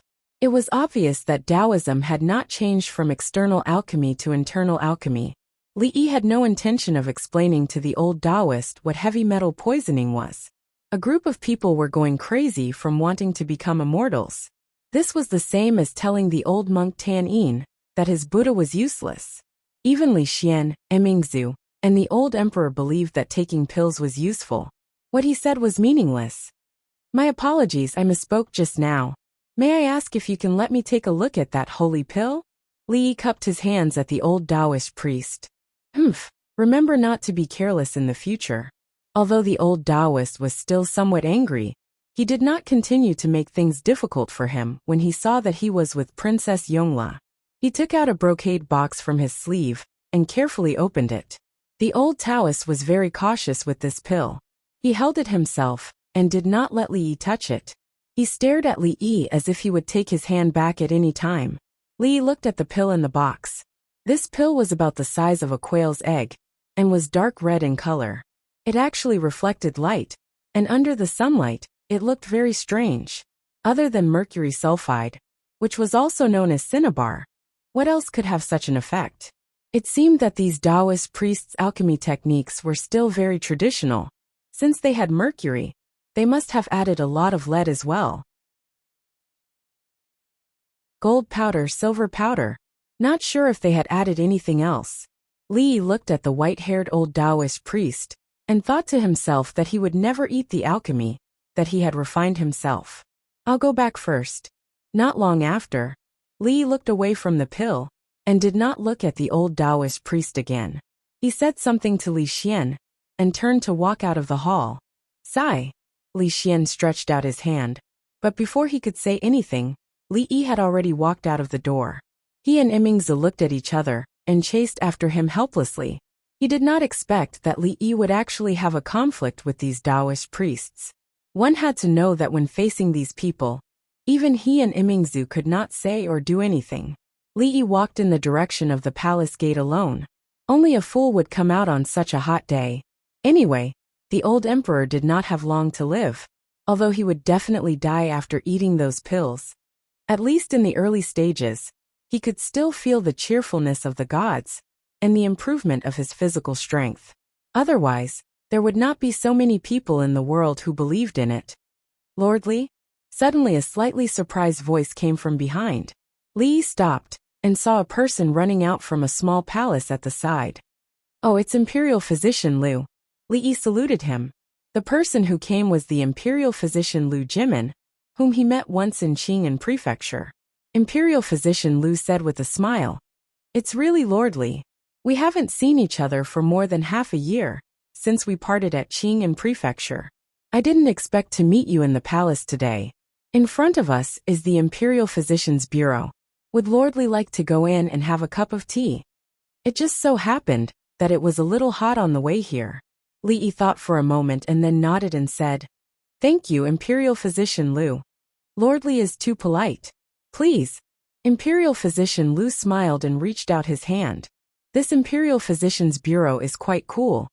Li sat on the chair, took a sip of tea and said, "Speaking of which, I haven't thanked Lord Li in person for offering the wound suturing technique. Lord Li is kind and generous, and everything you do is for the benefit of the people. On behalf of the people in the world, I thank Lord Li." Imperial Physician Liu sat opposite him, cupped his fists and said, He had heard this sentence from Imperial Physician Lu last time.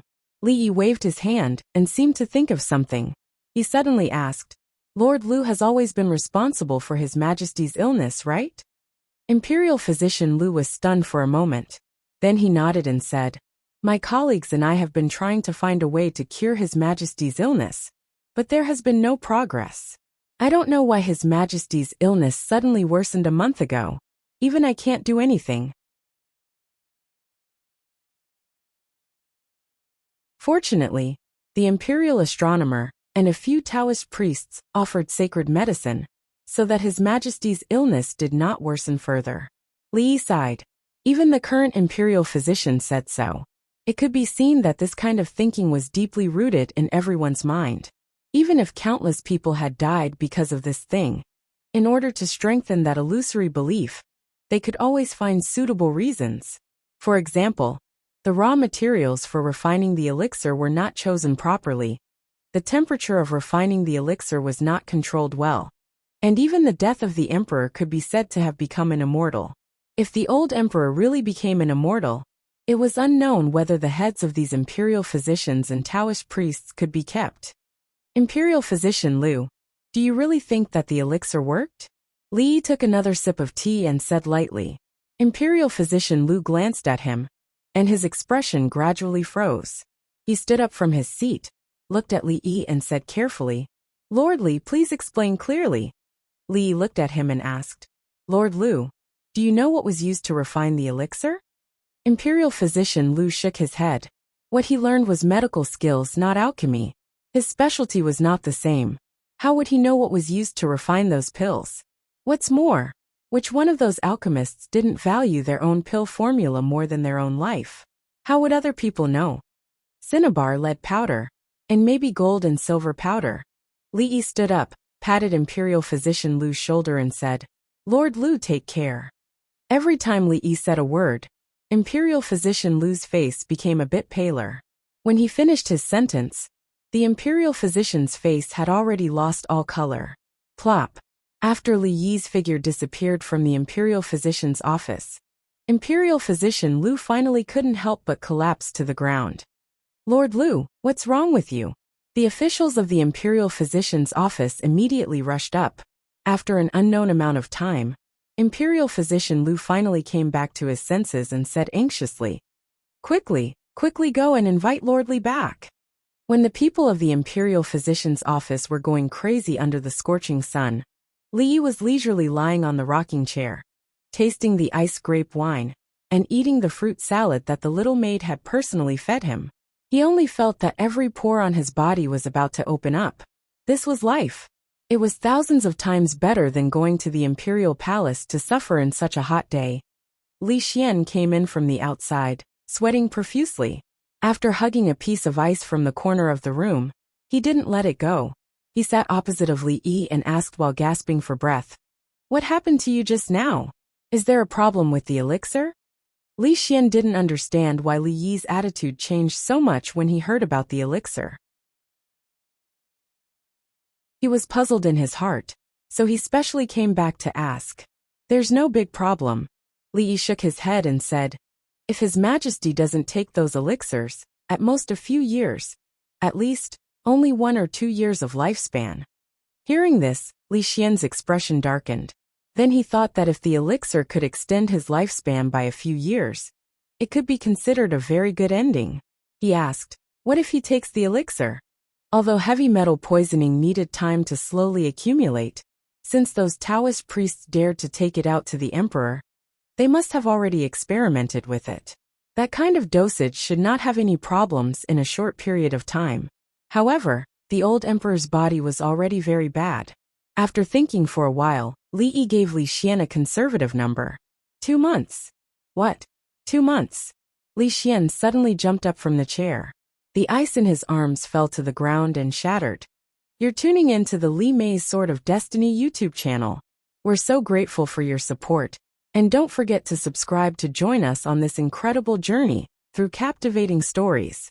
Your generosity through donations truly makes a world of difference, as it's the primary source of revenue that allows me to expand and enhance this channel for you. Thank you from the bottom of my heart for being a part of this adventure.